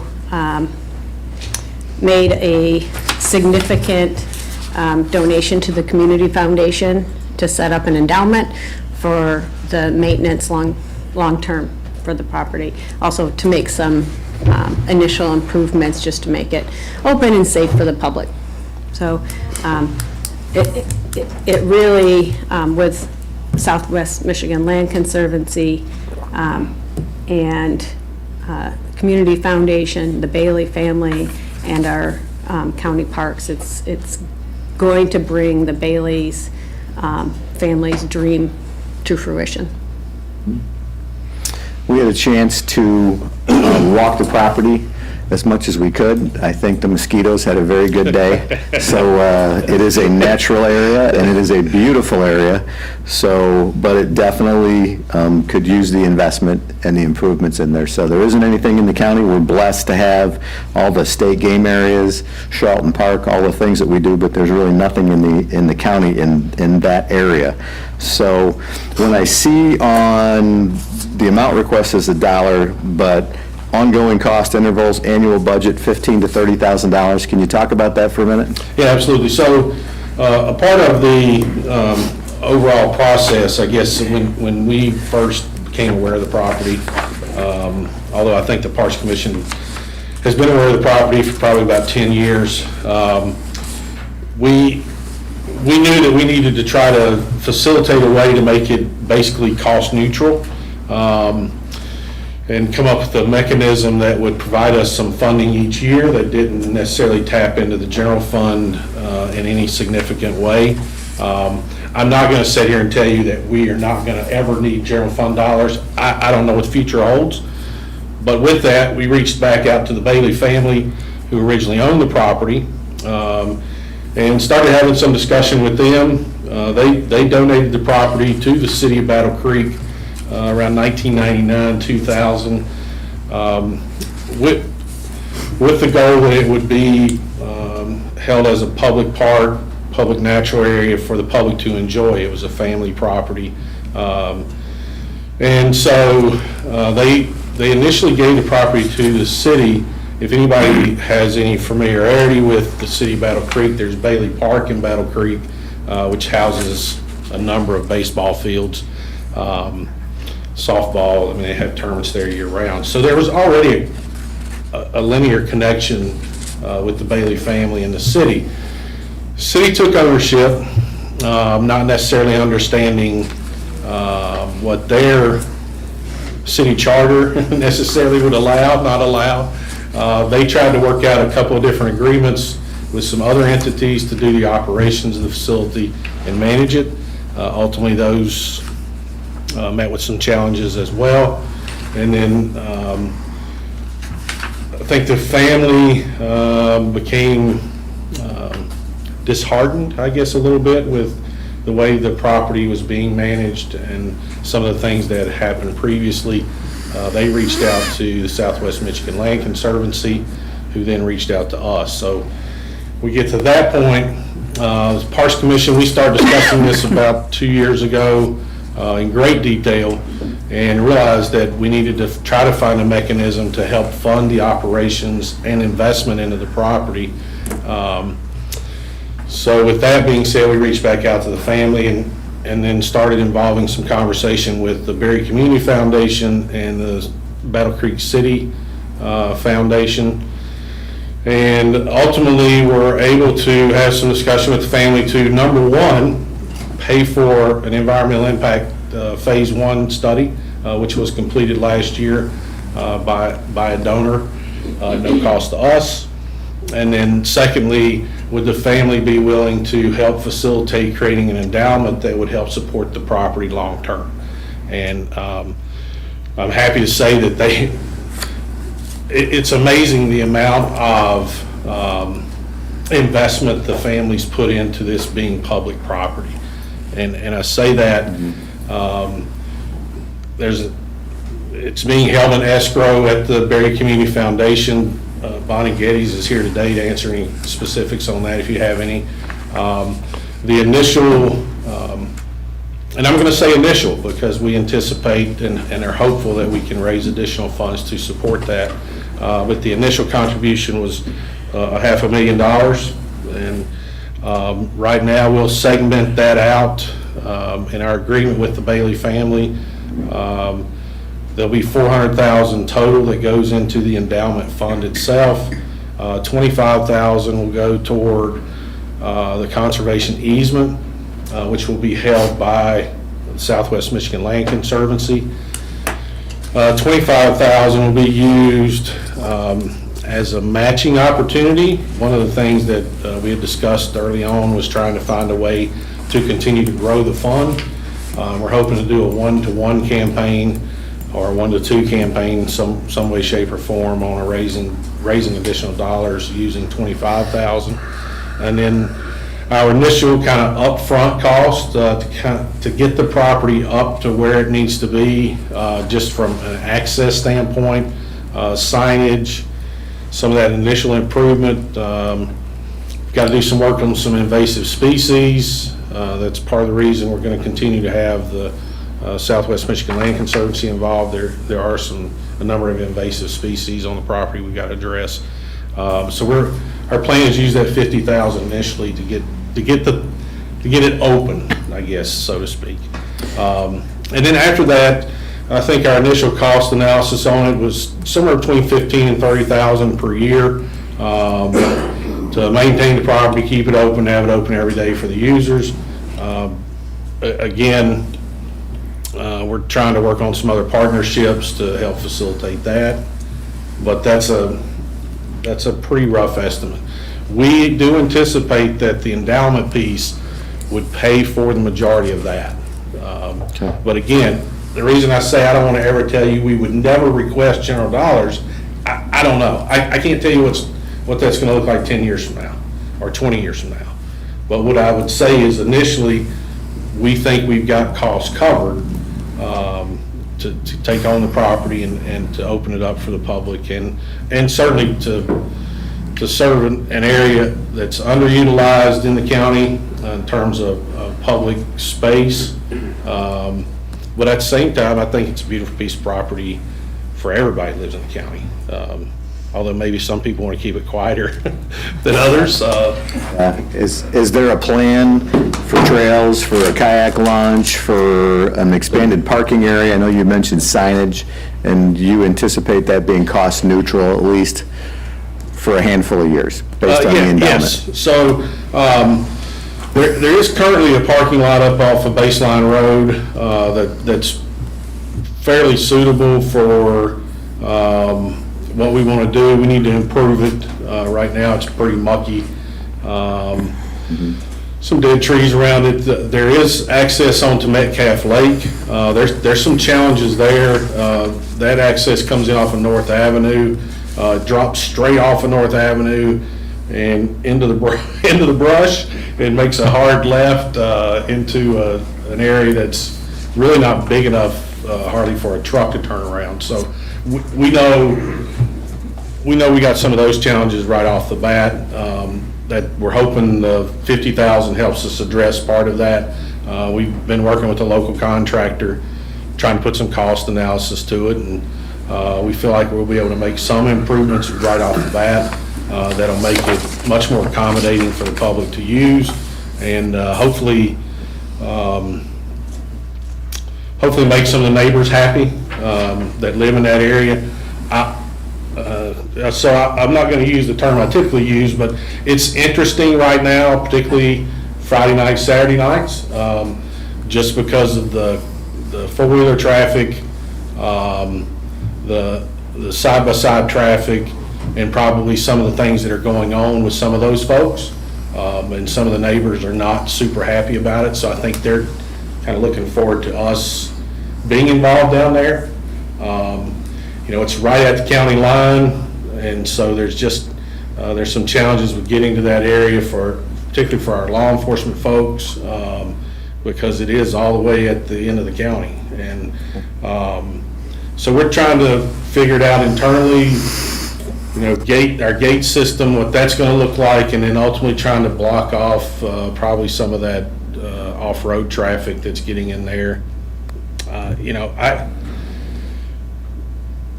So I typically say it's like the Wild West. There's some challenges. I mean, you guys know, we live in a rural county, and public property sometimes gets misused. Right, wrong, or indifferent, it happens. We still deal with it at Charlton Park, and I'm there every day.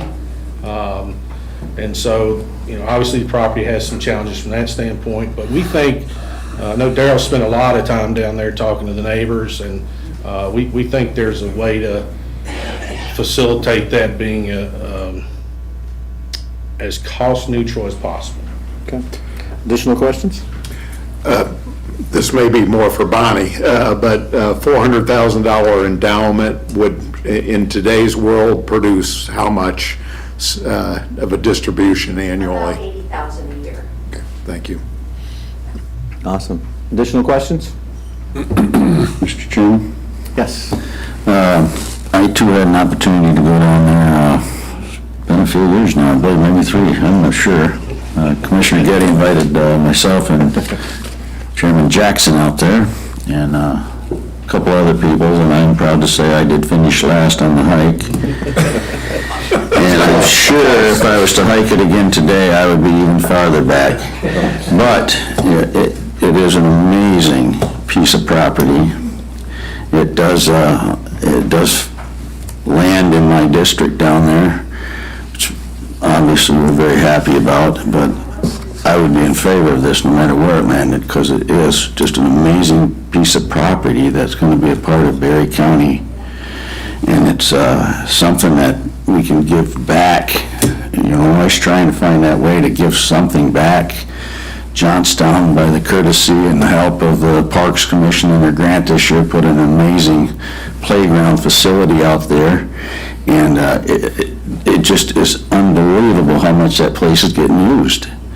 And I feel it'll be the same way when we get our legs under us and get something going with the Metcalf Lake area. So I'm real happy with it. Fantastic. I just want to clarify, I totally misrepresented it. It's more like 16, not 80,000 per year. It's 4% of the total net assets of the fund that is available every year with no restrictions to the Parks and Rec Board on how they would spend that 16,000. So they can utilize that for maintenance, they can utilize it for new products or things that they need there to upgrade the property. property. So I am so sorry. That was a huge misrepresentation. I didn't think it'd last Didn't want it to go in the paper or on anything else. That's all I'm saying. I think we were all thinking, do you need investors? If you can turn 80,000 I have years people old. that are ready to invest with me. We're with you, so thank you. Thank you. Additional questions? Commissioner Tennyson? Dan, so realistically, how much do you think it will cost the Parks and Recs part of this per year? I mean, you're gonna get 16,000 from the endowment, but how much up and beyond? I mean, you gotta have some idea. Yeah, so honestly, I mean, we think, Bob, the number to operate each year is somewhere between 15,000 and 30,000. And the reason there's a variable in there is just some of the things we're trying to work out with some of the adjacent local property owners down in that area and some of the other partnership things that we have going.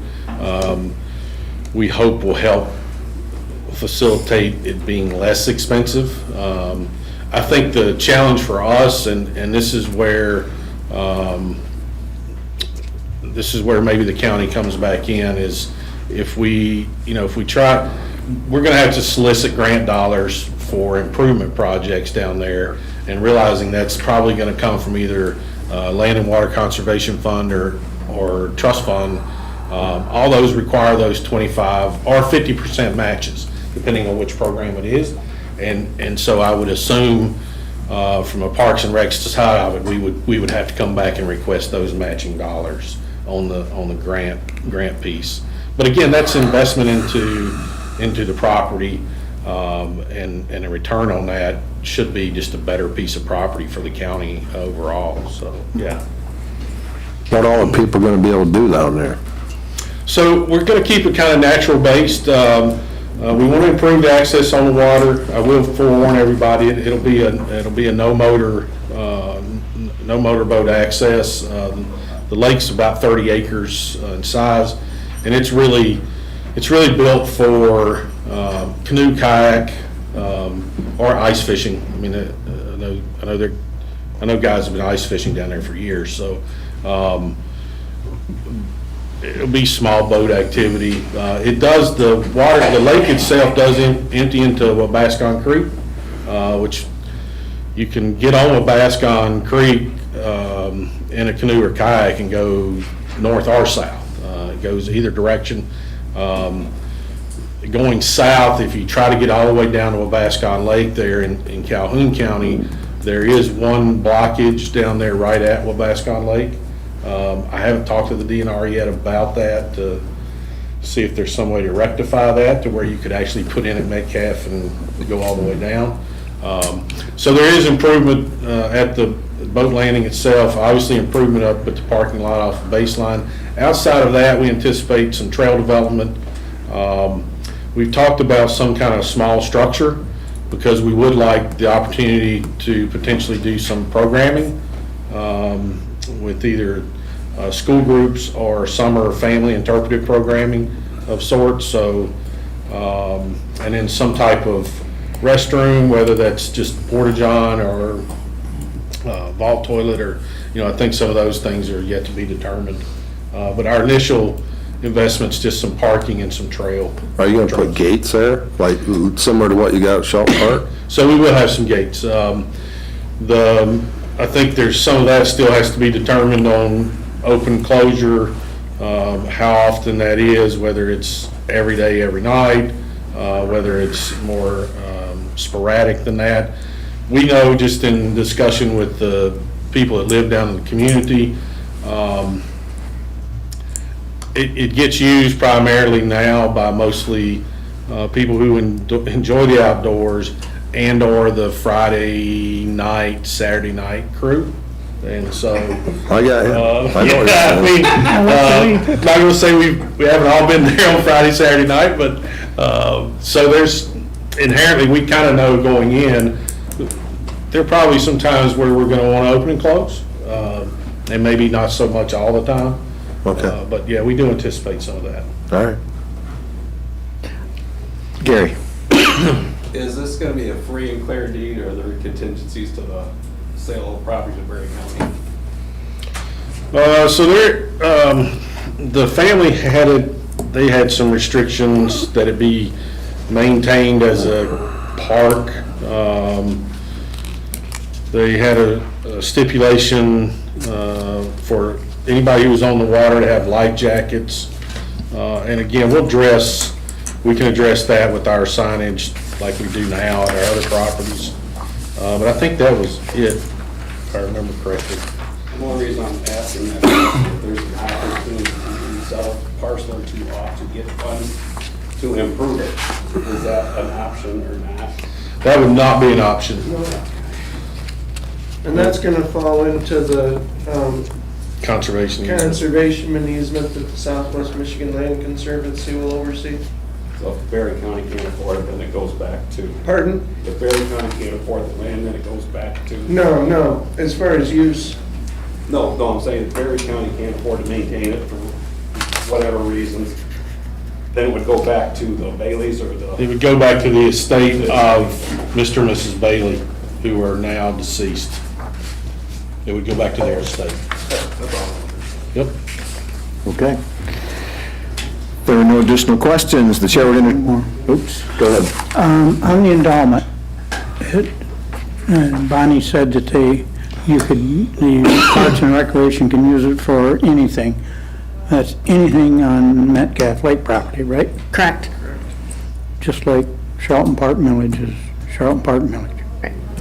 Yeah, and there's a draft agreement to set up that endowment that spells all that out. Okay. The chair would entertain a motion to recommend to the Berry County Board of Commissioners approval of Resolution 24-14, resolution to approve acquisition of real property for county recreational purposes and uses. So moved. Support Campbell. Motion by Getty, support by Campbell, to recommend to the Berry County Board of Commissioners approval of the Resolution 24-14, a resolution to approve acquisition of real property for county recreational purposes and uses. All those in favor say aye. Aye. Opposed? The motion carries. Thank you. Thank you, Commissioners. While I have a microphone real quick, I've been getting some inquiries about the Father's Day car show not happening or being canceled. We're having a Father's Day car show at Charlton Park, so what has happened is the car club who helps put the car show together and put it on has changed. So car show still happening, Father's Day weekend, June, come out and enjoy it. Different car club. So, okay. Yeah. Good to know. Just a change. Thank you. Yep. Next up, Morgan Pelham from the Berry County Animal Shelter. Good morning, Morgan. Good morning, how are you? Awesome, thank you. Good. I'm here to request you guys to accept the grant from the Berry County Humane Society for $10,000 for the purpose of the trap neuter release program that we have. Currently we don't have it running right now just because we finished a grant and the Berry County Humane Society wanted to help us out get it back up and going. This includes all the cats to get spayed and neutered, rabies vaccine, flea prevention, and an ear tip. And then the Humane Society has agreed to do basically milestones of payments throughout the grant at $2,500, $5,000, $75,000, and $10,000, so that way we get quarterly checks. Okay, fantastic. Are we working on or setting up another grant with 290 or? 270. 270? Yeah, they sent me an email the other day, so I'm working on that currently too. So if these funds run concurrently, if we do happen to get another grant from 270, we can use 270 grants first, use Humane Society money second, or? Correct. Okay. Yep. Fantastic. Questions from commissioners? So this is all just strays? Stray, feral cats, barn cats. Yep, no pets or anything like that. Okay, so what about the spay and neuter going on at the shelter for the dogs? For the dogs and everything, we are working on possibly adding another vet to create them to get in faster and so we can adopt them out faster. Okay, so we currently don't have a vet? We currently use Bull Creek, but we're talking about adding another vet so we can keep them flowing and keep the TNR grant flowing faster and Okay, everything. all right, okay. Thanks, Marty. Yeah. Chair. Yes, Commissioner Carlton.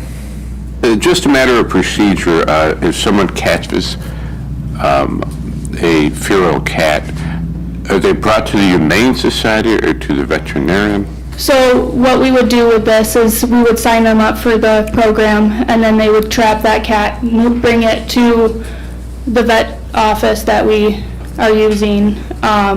They'll get spayed and neutered that day that they signed up for, and then they will pick up that cat and bring it back to the property it was found on. So animal control traps the cat? The people that find the cat. Find the cat, The trap the community, cat? yep. Okay, and then they would bring it, you get the paperwork done first, and then you bring it to the vet? Yep, so we'd bring the cat up to the vet, get paperwork going for the cat and everything. And we'd sign up the cat probably a month before, depending on how far out we are. Okay, thank you. Yep. Additional questions? The chair would entertain a motion to recommend to the Board of Commissioners approval to accept $10,000 from the Berry County Humane Society for purpose of the Trap, Neuter, and Release Program. Support. Motion by Smelker, support by Getty, to recommend to the Board of Commissioners approval to accept $10,000 from Berry County Humane Society for the purpose of the Trap, Neuter, and Spay Release Program. All those in favor say aye. Aye. Opposed? The motion carries. Thank you, guys. Thank you, Morgan.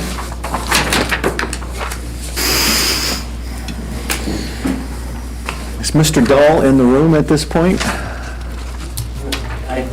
He's not. In fact, I can hear him on a conference call downstairs. So, Shocking.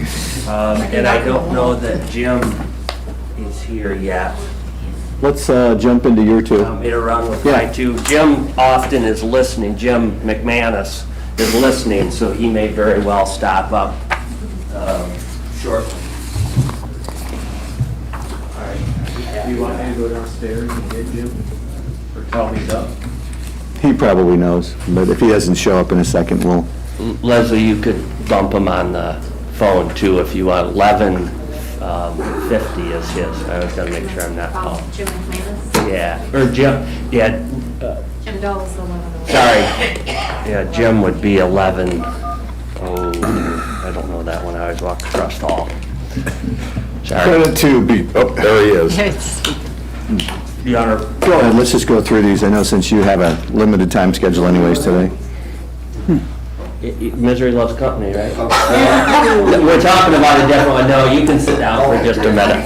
Then we'll get to the next one. So, all right. So Berry County Community Mental Health for original investment in the construction of building. That's correct. This is a request to recommend to the Board of Commissioners in accordance with Resolution 02-02, which is not a resolution that we're asking you to approve. It's a resolution that was adopted by the board back in 2002, which created the Community Mental Health Authority, specifically Section F building lease, to credit or refund $90,700 to Community Mental Health from the sale of the building that was located at 2350 Iroquois Trail. And my recommendation is that the funds would come from the Building Rehabilitation Fund. So, real quickly, the resolution that was attached, if you refer to it, in part states that if the County of Berry decides to sell the building, that being the property that was located at Algonquin Lake, that any time during the sale, the building is sold for more than the original cost of the building, which was $507,933, that the Community Mental Health Authority will receive the amount they invested into construction of the building, which is $100,000. If at any time of the sale of the building is sold for less than the original cost of the building, they will receive, they being the Mental Health Authority, a proration of the $100,000 based on the difference between the construction cost and the actual sale price. So I did the calculation to determine, of course, the property itself was sold for $750,000. So, but that property, or that sale price, pardon me, included the entirety of the property, which was a building situated on almost 22 acres, 18, 19, 20, so about 21 acres of property. So in calculating the $90,700, if you're interested in the math, so the original cost of the building was $507,000, almost $508,000. That equates to $100,000. The building, or pardon me, the entire property was appraised at $715,000, but we sold it for $750,000, 4.9% higher than what it was appraised at. So we're going to set that 4.9% in the parking lot for just a minute. The property was not part of the original cost of the building. The building was all that cost the $507,000. The property was gifted to the county. So the building appraised at I've got to get my math here, $480,000.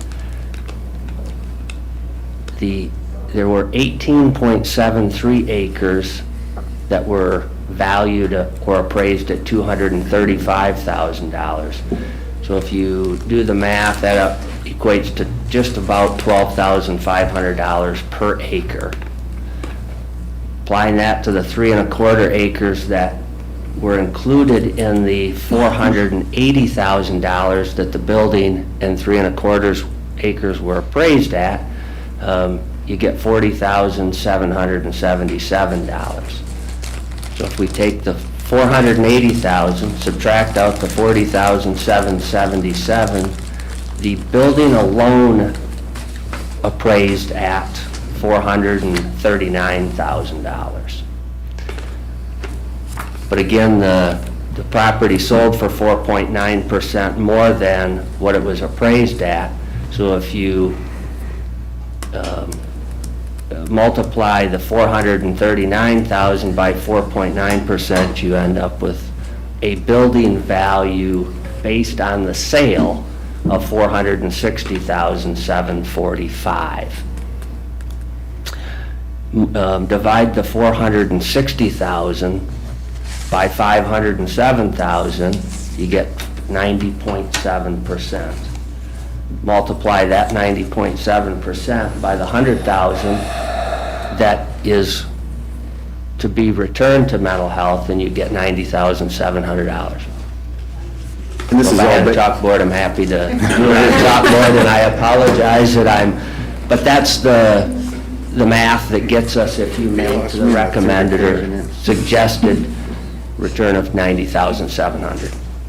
And this was agreed to way in advance. This wasn't something that was just created. This was something that was done years ago at the inception of community mental health with an agreement with the Berry County Board of Commissioners years ago, so. That's correct. This is just fulfillment of the agreement. To Rich and his staff, they did some research on the history. Neither Rich and I were here when the building was built. It occurred prior to us.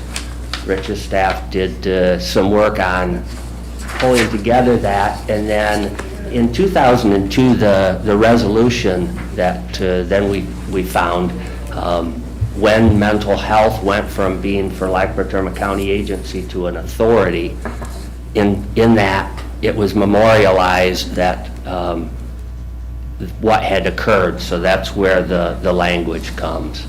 And Rich has then made sure that that stayed on my plate, and I'm just now finally, and I apologize for that, but getting it in front of all of you to say, okay, here's the transaction that needs to be taken. Questions from commissioners? Commissioner Tennyson? But you need to bring up too that they paid rent for a lot of years, correct? They did. So another backstory, if you care, the history behind it. So the building was built, must have been in 93 or 94. And I took a look that in 1994, mental health paid to the county rent of $45,000 for the year.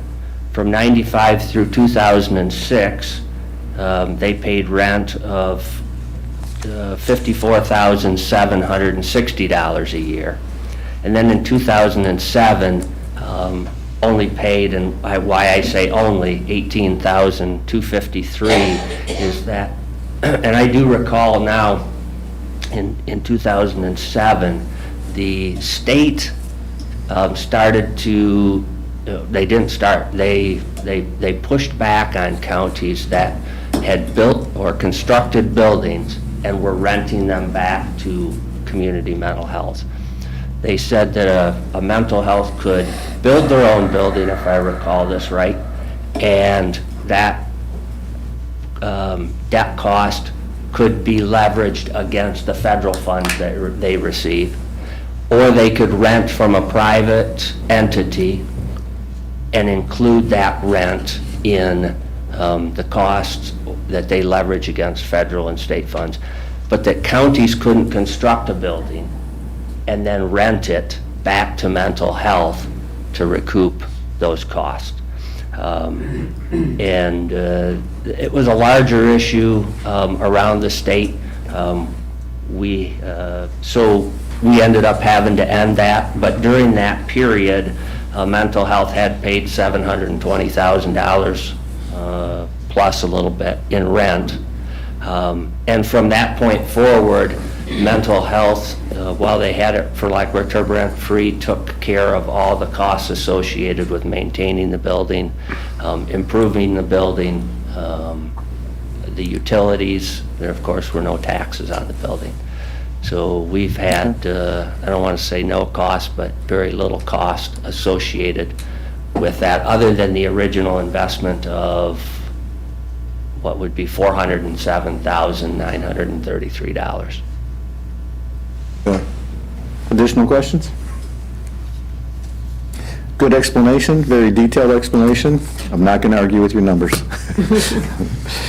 Don't take them on numbers. I'm not taking them on that. Well, I hope you understand them. I mean, I appreciate that. That was a good explanation. We've had questions on this between you and I going back and forth a month or so, so. The chair will entertain a motion to recommend to the Board of Commissioners in accordance with Resolution 02-02, Resolution Creating Community Mental Health Authority, BCCMHA, Section F, Building Lease, crediting $90,700 to the Berry County Community Mental Health from the sale of the building located at 2350 Iroquois Trail, with funds to come from the Building Rehabilitation Fund. So moved, Doster. Support, Hatfield. Motion by Doster, support by Hatfield, to recommend to the Board of Commissioners in accordance with Resolution 02-02, Resolution Creating Community Mental Health Authority, Section F, Building Lease, crediting $90,700 to Berry County Community Mental Health Authority from the sale of the building located at 2350 Iroquois Trail, with funds to come from the Building Rehabilitation Fund. All those in favor say aye. Aye. Opposed? The motion carries. Would you care to do, since you're up there, let's go through the MSHDA as well? I'd be happy to. So Marilyn Smith is here as well, should we have any questions. But quickly, this is to schedule a public hearing regarding the CDBG chill grant application, and to recommend to the Board of Commissioners after the public hearing adoption of Resolution 2411 at the April 23rd, 2024 regular Board of Commissioners meeting. This may sound familiar to you because it is. We have done this already. We held a public hearing, advertised the public hearing, and you adopted a resolution. Marilyn Smith and I, Marilyn, who operates our program and is filing the application on our behalf, had a call with MEDC, I gotta make sure I've got it right. Was it MSHDA or MEDC, Marilyn? MSHDA. Thank you. With MSHDA, and we drew a different account executive on this one. And the account executive that was critiquing or reviewing all the documents at this point felt that we didn't have all of the, we had all our Ts and Is crossed and dotted, they just weren't in the right places for him.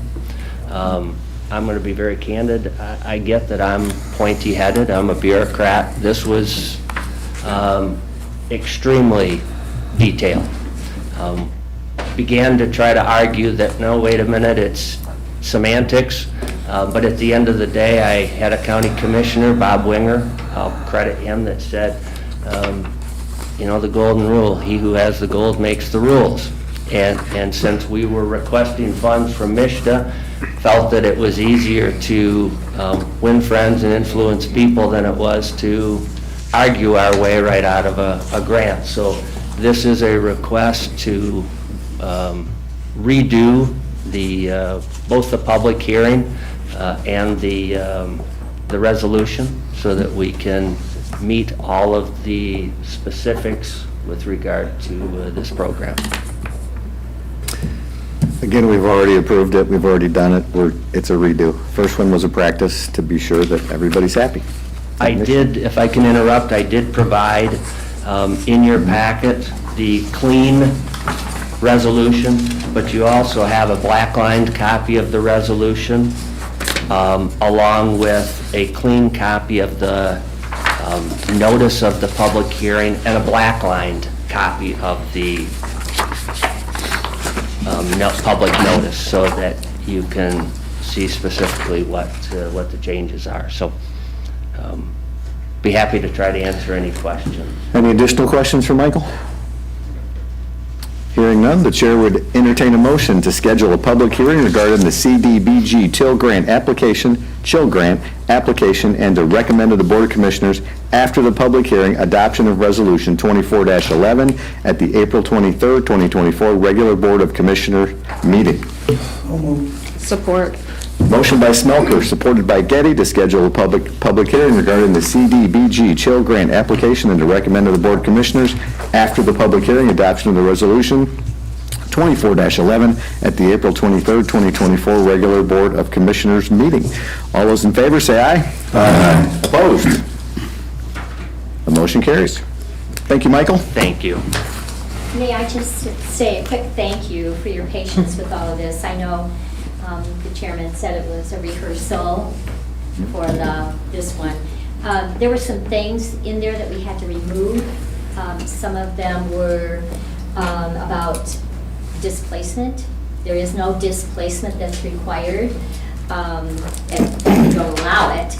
But I put in there 5 days because that's what HUD says can be displaced, and as far as truth in lending is concerned, I thought it was really important to put that they would not be displaced if they had to move out for a couple of days for any type of lead abatement, that they knew that they weren't going to get any compensation. I thought that was really important for them to know it. As it stands now, we simply say they're not going to be displaced. In actuality, they may be displaced, but we can't do anything about the language given in there. Also, we had that we would be partnering. We're having collaborations with Habitat, which we've always done. The Commission on Aging we had habitated with, and also with DHHS and also with Rural Development, and we can't do any of those. They wanted a specific dollar amount, and I said, well, we can't have a dollar amount because those are unique, as you know, to the individual.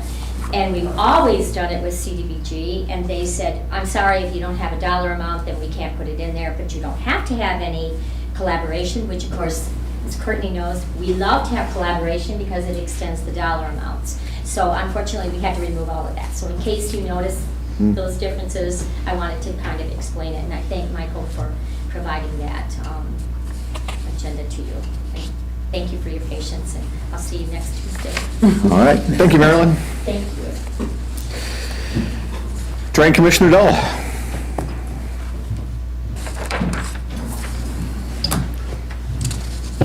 Morning, Commissioners. Been a while. I know you missed me. Yes, we did. This one's relatively straightforward. We got an email from Thomas Horak at Dam Safety at EGLE requesting us to do a inspection of the Podunk Lake Dam. He had asked for this back in, I think, 18, and I said, I don't have a county court ordered legal lake level, therefore we're not doing the inspection. Not our problem. Well, fast forward 3 years, he found me the court order, and he said, you do have a legal lake level, now will you do the inspection? I said, well, I don't see where we have a delegated authority. And he said, the Drain Commissioner's always done the inspections, so do it. Well, without being delegated authority, I can't do it. I mean, that's just the way it works. So, but looking forward, if we are delegated authority, the county commission will have to decide if they want to pay for the inspections going forward, and in turn, any work that has to be done, or whether they will want to set up a special assessment district. Sarah Vandenberg dug through the file, and she found the petition to set a lake level by all the people at the time in '57, and the court ordered lake level, but nobody bothered to do the special assessment district, so something to look forward to. So the request today is basically to appoint our drain commissioner as a delegated authority and allow you to complete a dam inspection as requested by EGLE. And okay. I'm assuming the county will have to pay for it unless there's a special assessment district. So at this point, there's no special assessment district set up there, so there's no way to charge that to the residents. Any idea what that would cost? Less than $1,500. Okay, so it's not a big expense. Is that covered in your budget?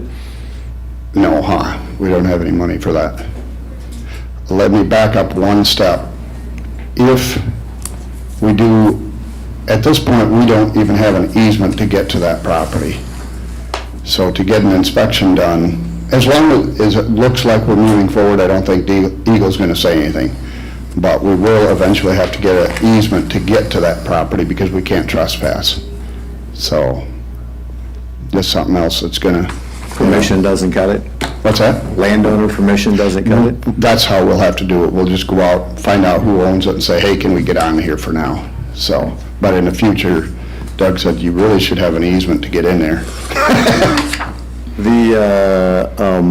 And I guess here's the question. If we allow you to become the designated or delegated authority for Podunk Lake, does that open Podunk Lake up to other special assessments from the drain commissioner? I guess I don't know what you mean. Somebody complains about runoff water or something like that. Right now, as a drain commissioner, you have the authority to go in anyways and remediate problems, or would that be a lake? Flooding issues? Flooding issues? This is under 307, Legal Lake Level Act. This doesn't have anything to do with a drain. I mean, if they petitioned to create a drain to fix flooding in the future, they could. But at this point, there's nothing like that in place out there. We do, having researched the books, there is a reference to the Podunk Lake drain in the books, but we've yet to find a petition, and that's in Rutland, and the township books are missing from Rutland and Thornapple Township. They've disappeared sometime in the past, and without a petition, it's pretty hard to do anything. Okay. Look, I think the concern that was expressed to me was that people have drain commissioner fear based on the Crooked Lake assessments and some of the stuff going on. So if we make you the delegated authority, are we opening up the checkbook of Podunk Lake residents to start, paying for expenses that they don't have any control over? Well, the dam would be one that would have to, it's kind of like the Gun Lake Dam. Once you got a dam, you're going to have, if there's a special assessment district set up, they will be on the hook for any future maintenance on it. without a special assessment district? Or is it No, just? without a special assessment district, no, they're not on the hook on anything. But if the dam failed tomorrow, then just like they had with the Gun Lake Dam, it took 2.5 years to figure out the county owned it, and then they couldn't do anything until they did the special assessment district, and then they got billed for it anyway. Okay, so how often are they gonna require a dam inspection? Every 3 years. Every 3 years? Yep. Okay. And we do them on, 8 other dams in the county. So you're saying at this point, there is no harm to Podunk Lake or potential? I mean, realistically, you could appoint anybody delegated authority. Okay. Anybody, I would assume, in the county that wants to step up and order the inspections and find a way to pay for them. Okay, but a normal rule or normal course of action would be to have the drain commissioner be the delegated authority? Because we can assess, so we get the privilege every time. Questions from commissioners? Are you going to set up a special assessment? That will be up to the county commissioners. I will come back next month if this is approved and ask if you guys want to. Then you said you do 7 or 8 dam inspections in this county, or they all have special assessment? Yep. The ones that we do already have special assessment districts. They were done way back when. Well, not all of them, but. Okay. Commissioner Tennyson? Jim, is there a legal lake level? There is, 880, and that was set in 57 by the courts. And according to 307, if the county board, within 45 days following receipt of a petition by 2/3 of the owners, land abutting the lake, or they can do it on their own, jumping forward, determine of a normal lake level for an inland lake and establishing a special assessment district. It's part of 307. And I asked Doug, I said, well, what if we don't do the inspections? He said, the county does not have to do it, but if they don't, EGLE has the right to file mandamus claim against the county and force them to do it. So, because I always like to say, well, what else can we do? Would it be possible, or would it be worth considering, I'm only going to talk to the harbor master, is there a lake association at Podunk Lake? Unofficially. Okay. I was going to say, if there was a lake association, you could make the association the delegated authority, but seeing as how there isn't an official section. Okay. Additional questions? Commissioners? Okay. The chair will entertain a motion to recommend to the Board of Commissioners adoption of Resolution 24-13, a resolution to delegate authority for maintenance of the lake level of Podunk Lake. So moved. Support Campbell. Motion by Tunison, support by Campbell to recommend to the Board of Commissioners adoption of Resolution 24-3, a resolution to delegate authority for the maintenance of the lake level of Podunk Lake. All those in favor say aye. Aye. Opposed? The motion carries. Thanks, sir. Thanks. We will see you next month. I had a feeling.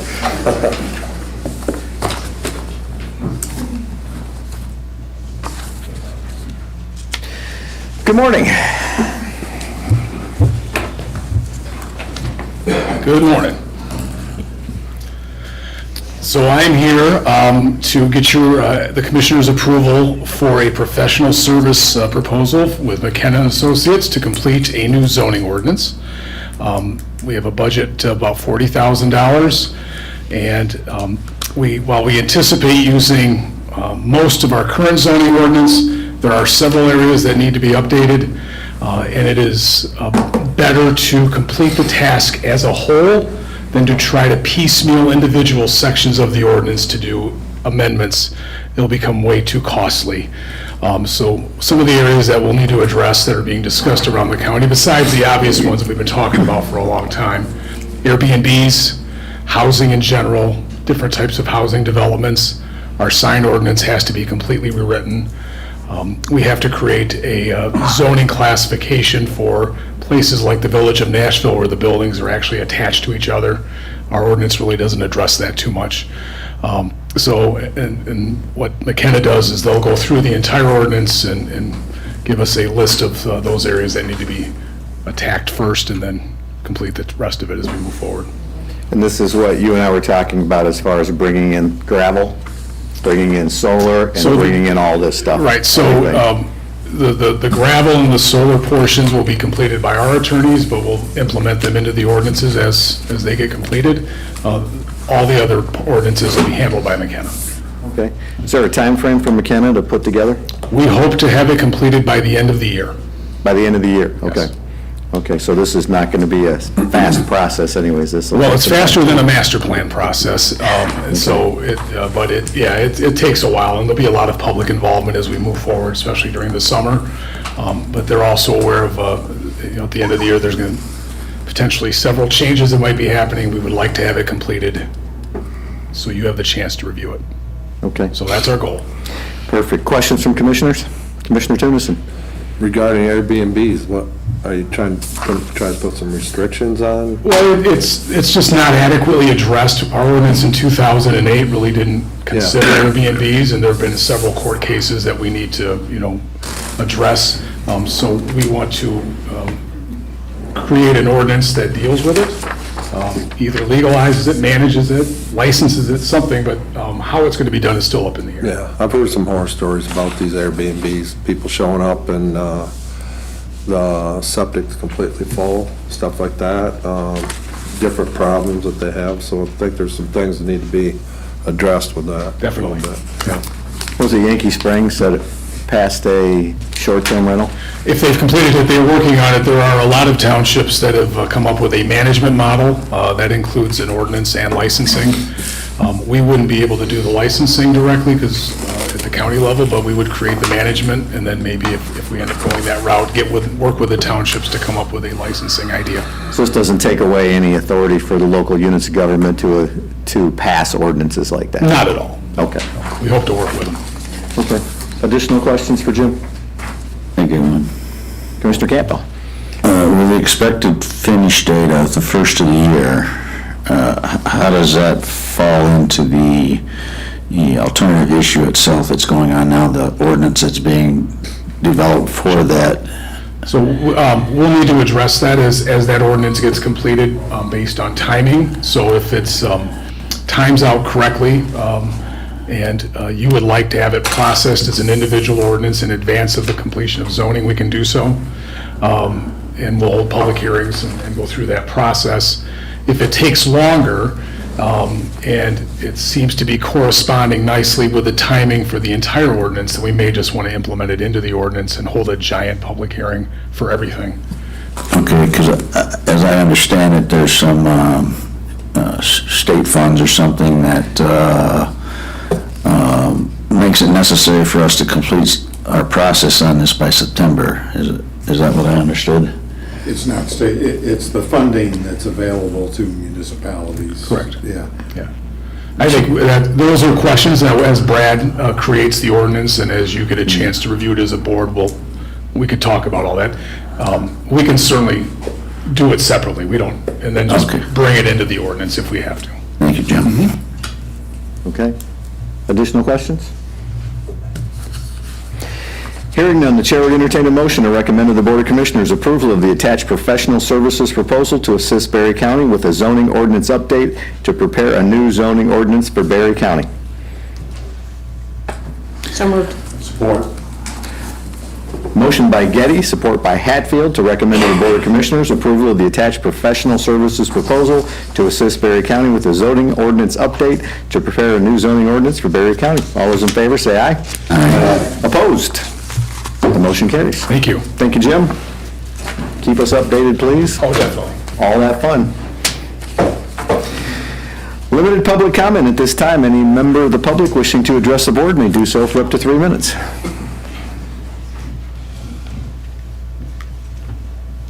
Oh, good. Well, probably afternoon now. I just wanted to thank the commissioners for passing of the resolution related to mental health. And just also like to publicly thank Michael Brown, who, as people kept that issue in front of me, as Michael said very kindly, I kept that in front of him. Very professional to work with. It was his numbers, and just he kept that in front of me, and we kind of went through that. It wasn't just like he had kind of develop those numbers, kind of just proof. So anyway, just wanted to thank you and publicly thank Michael. Thank you, Rich.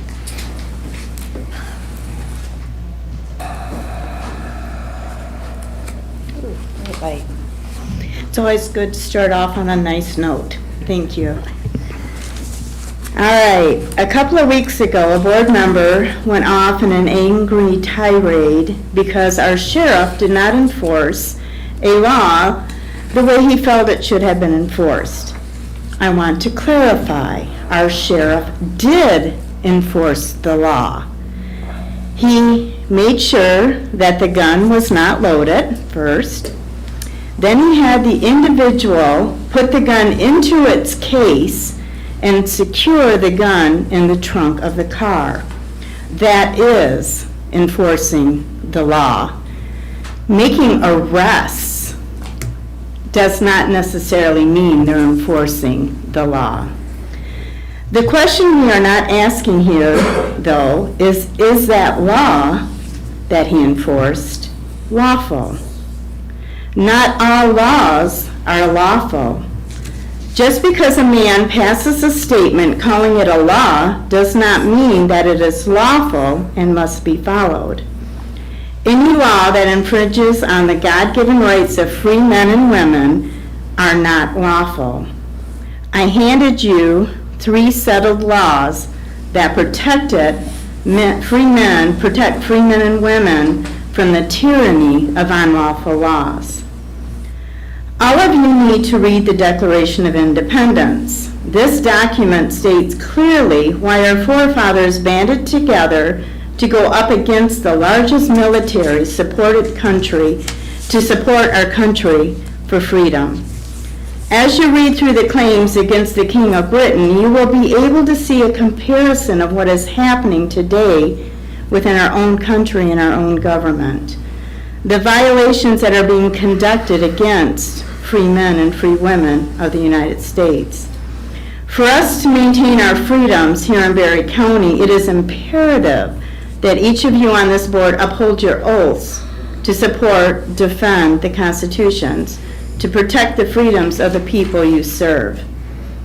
As the Declaration of Independence clearly states, we hold these truths to be self-evident, that all men are created equal, that they are endowed by their Creator with certain unalienable rights, that among these are life, liberty, and the pursuit of happiness, that to secure these rights, governments are instituted among men, deriving their just powers from the consent of the governed. So that is why we, the people, need to make sure that we elect constitutional candidates as our elections take place. And that is starting with our sheriff. So I just wanted to declare openly that is why I am endorsing and going to work very hard to keep our constitutional sheriff, Darleaf, in office. Thank you. Thank you, Cindy. Additional public comment?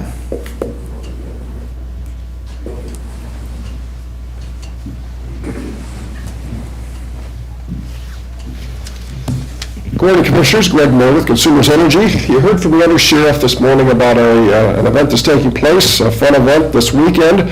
Well, I'm here to just update you on a couple of other fun events that are going to be taking place the following weekend, April 27th. I placed at your desk a notice of the Solar Summit that's being hosted by the Pierce Cedar Creek Institute on the 27th from 6 to 9 p.m. At the Institute.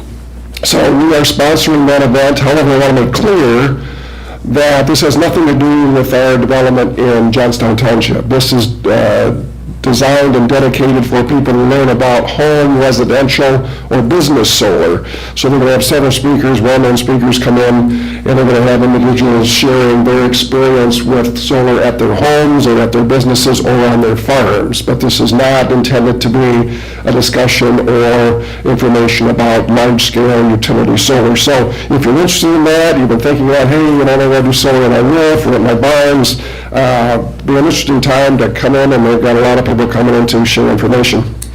So that's in the evening. In the morning, we're sponsoring another event for the second year in a row in Johnstown Township, the Fire Department Pancake Breakfast. So last year I was informed by the fire chief that it was the largest, most successful event they ever had. So we'd like to one-up that this year and make it the largest since last year. So that'll start at 6:30 in the morning and run until 10 a.m. We invite you to come by, get some great tasting pancakes and support the Johnstown Township Fire Department. So that's all I have for you. Thank you. Thank you, Greg.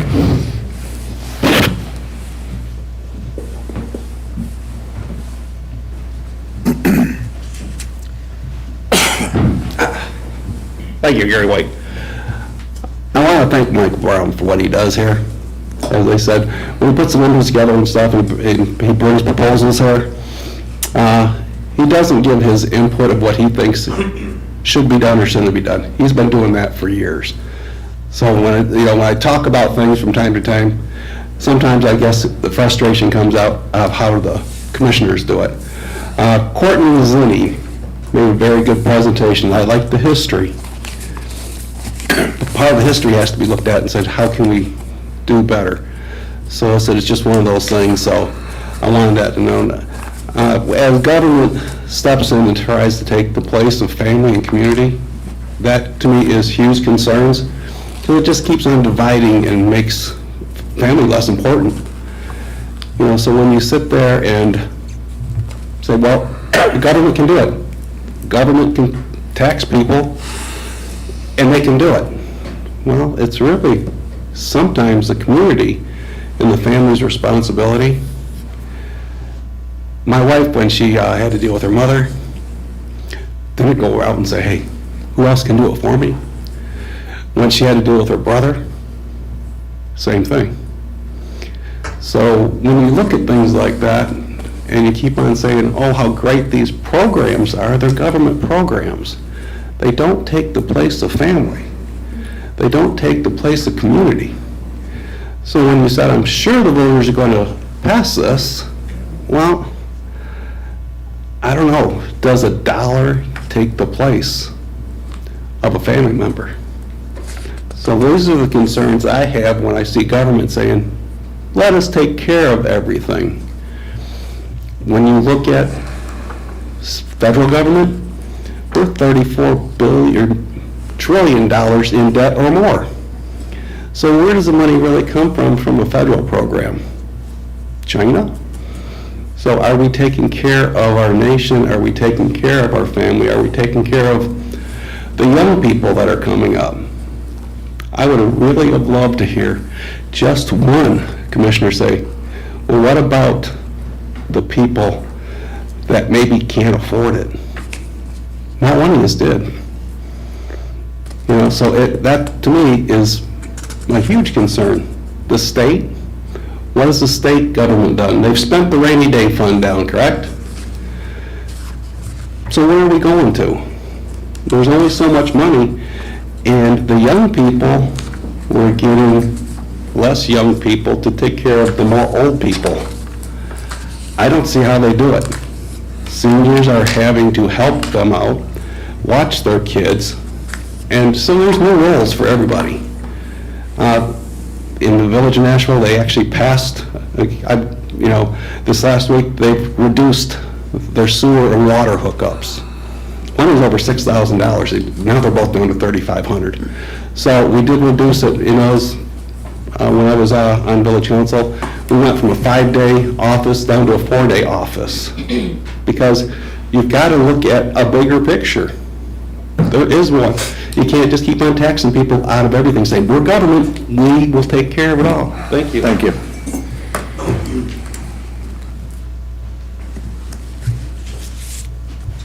Additional public comment? Hearing none, Commissioner comments, Commissioner Doster. I have nothing. Commissioner Carlton? Commissioner Getty?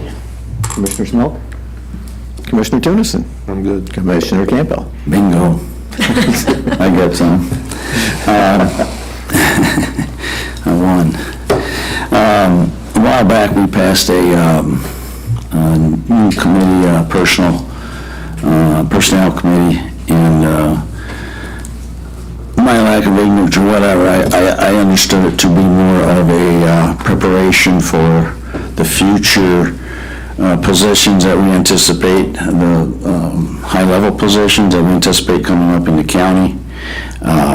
So I was a little surprised that when I was asked to vote on applications for various boards and stuff without having the ability to have input, suggestions of how this person or persons could be.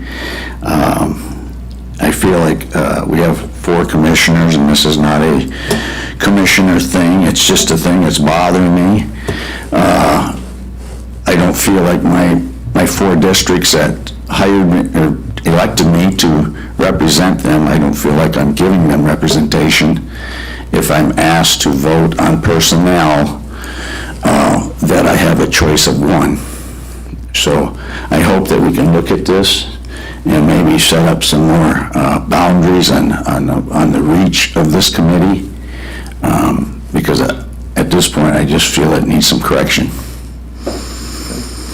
Thank you. Commissioner Hatfield? Nothing. Okay. Just to point out, once again, lasagna dinner, Friday night, 4:30. Courtney Ziny is right there with tickets, correct? I do, I have tickets. So, don't leave without them.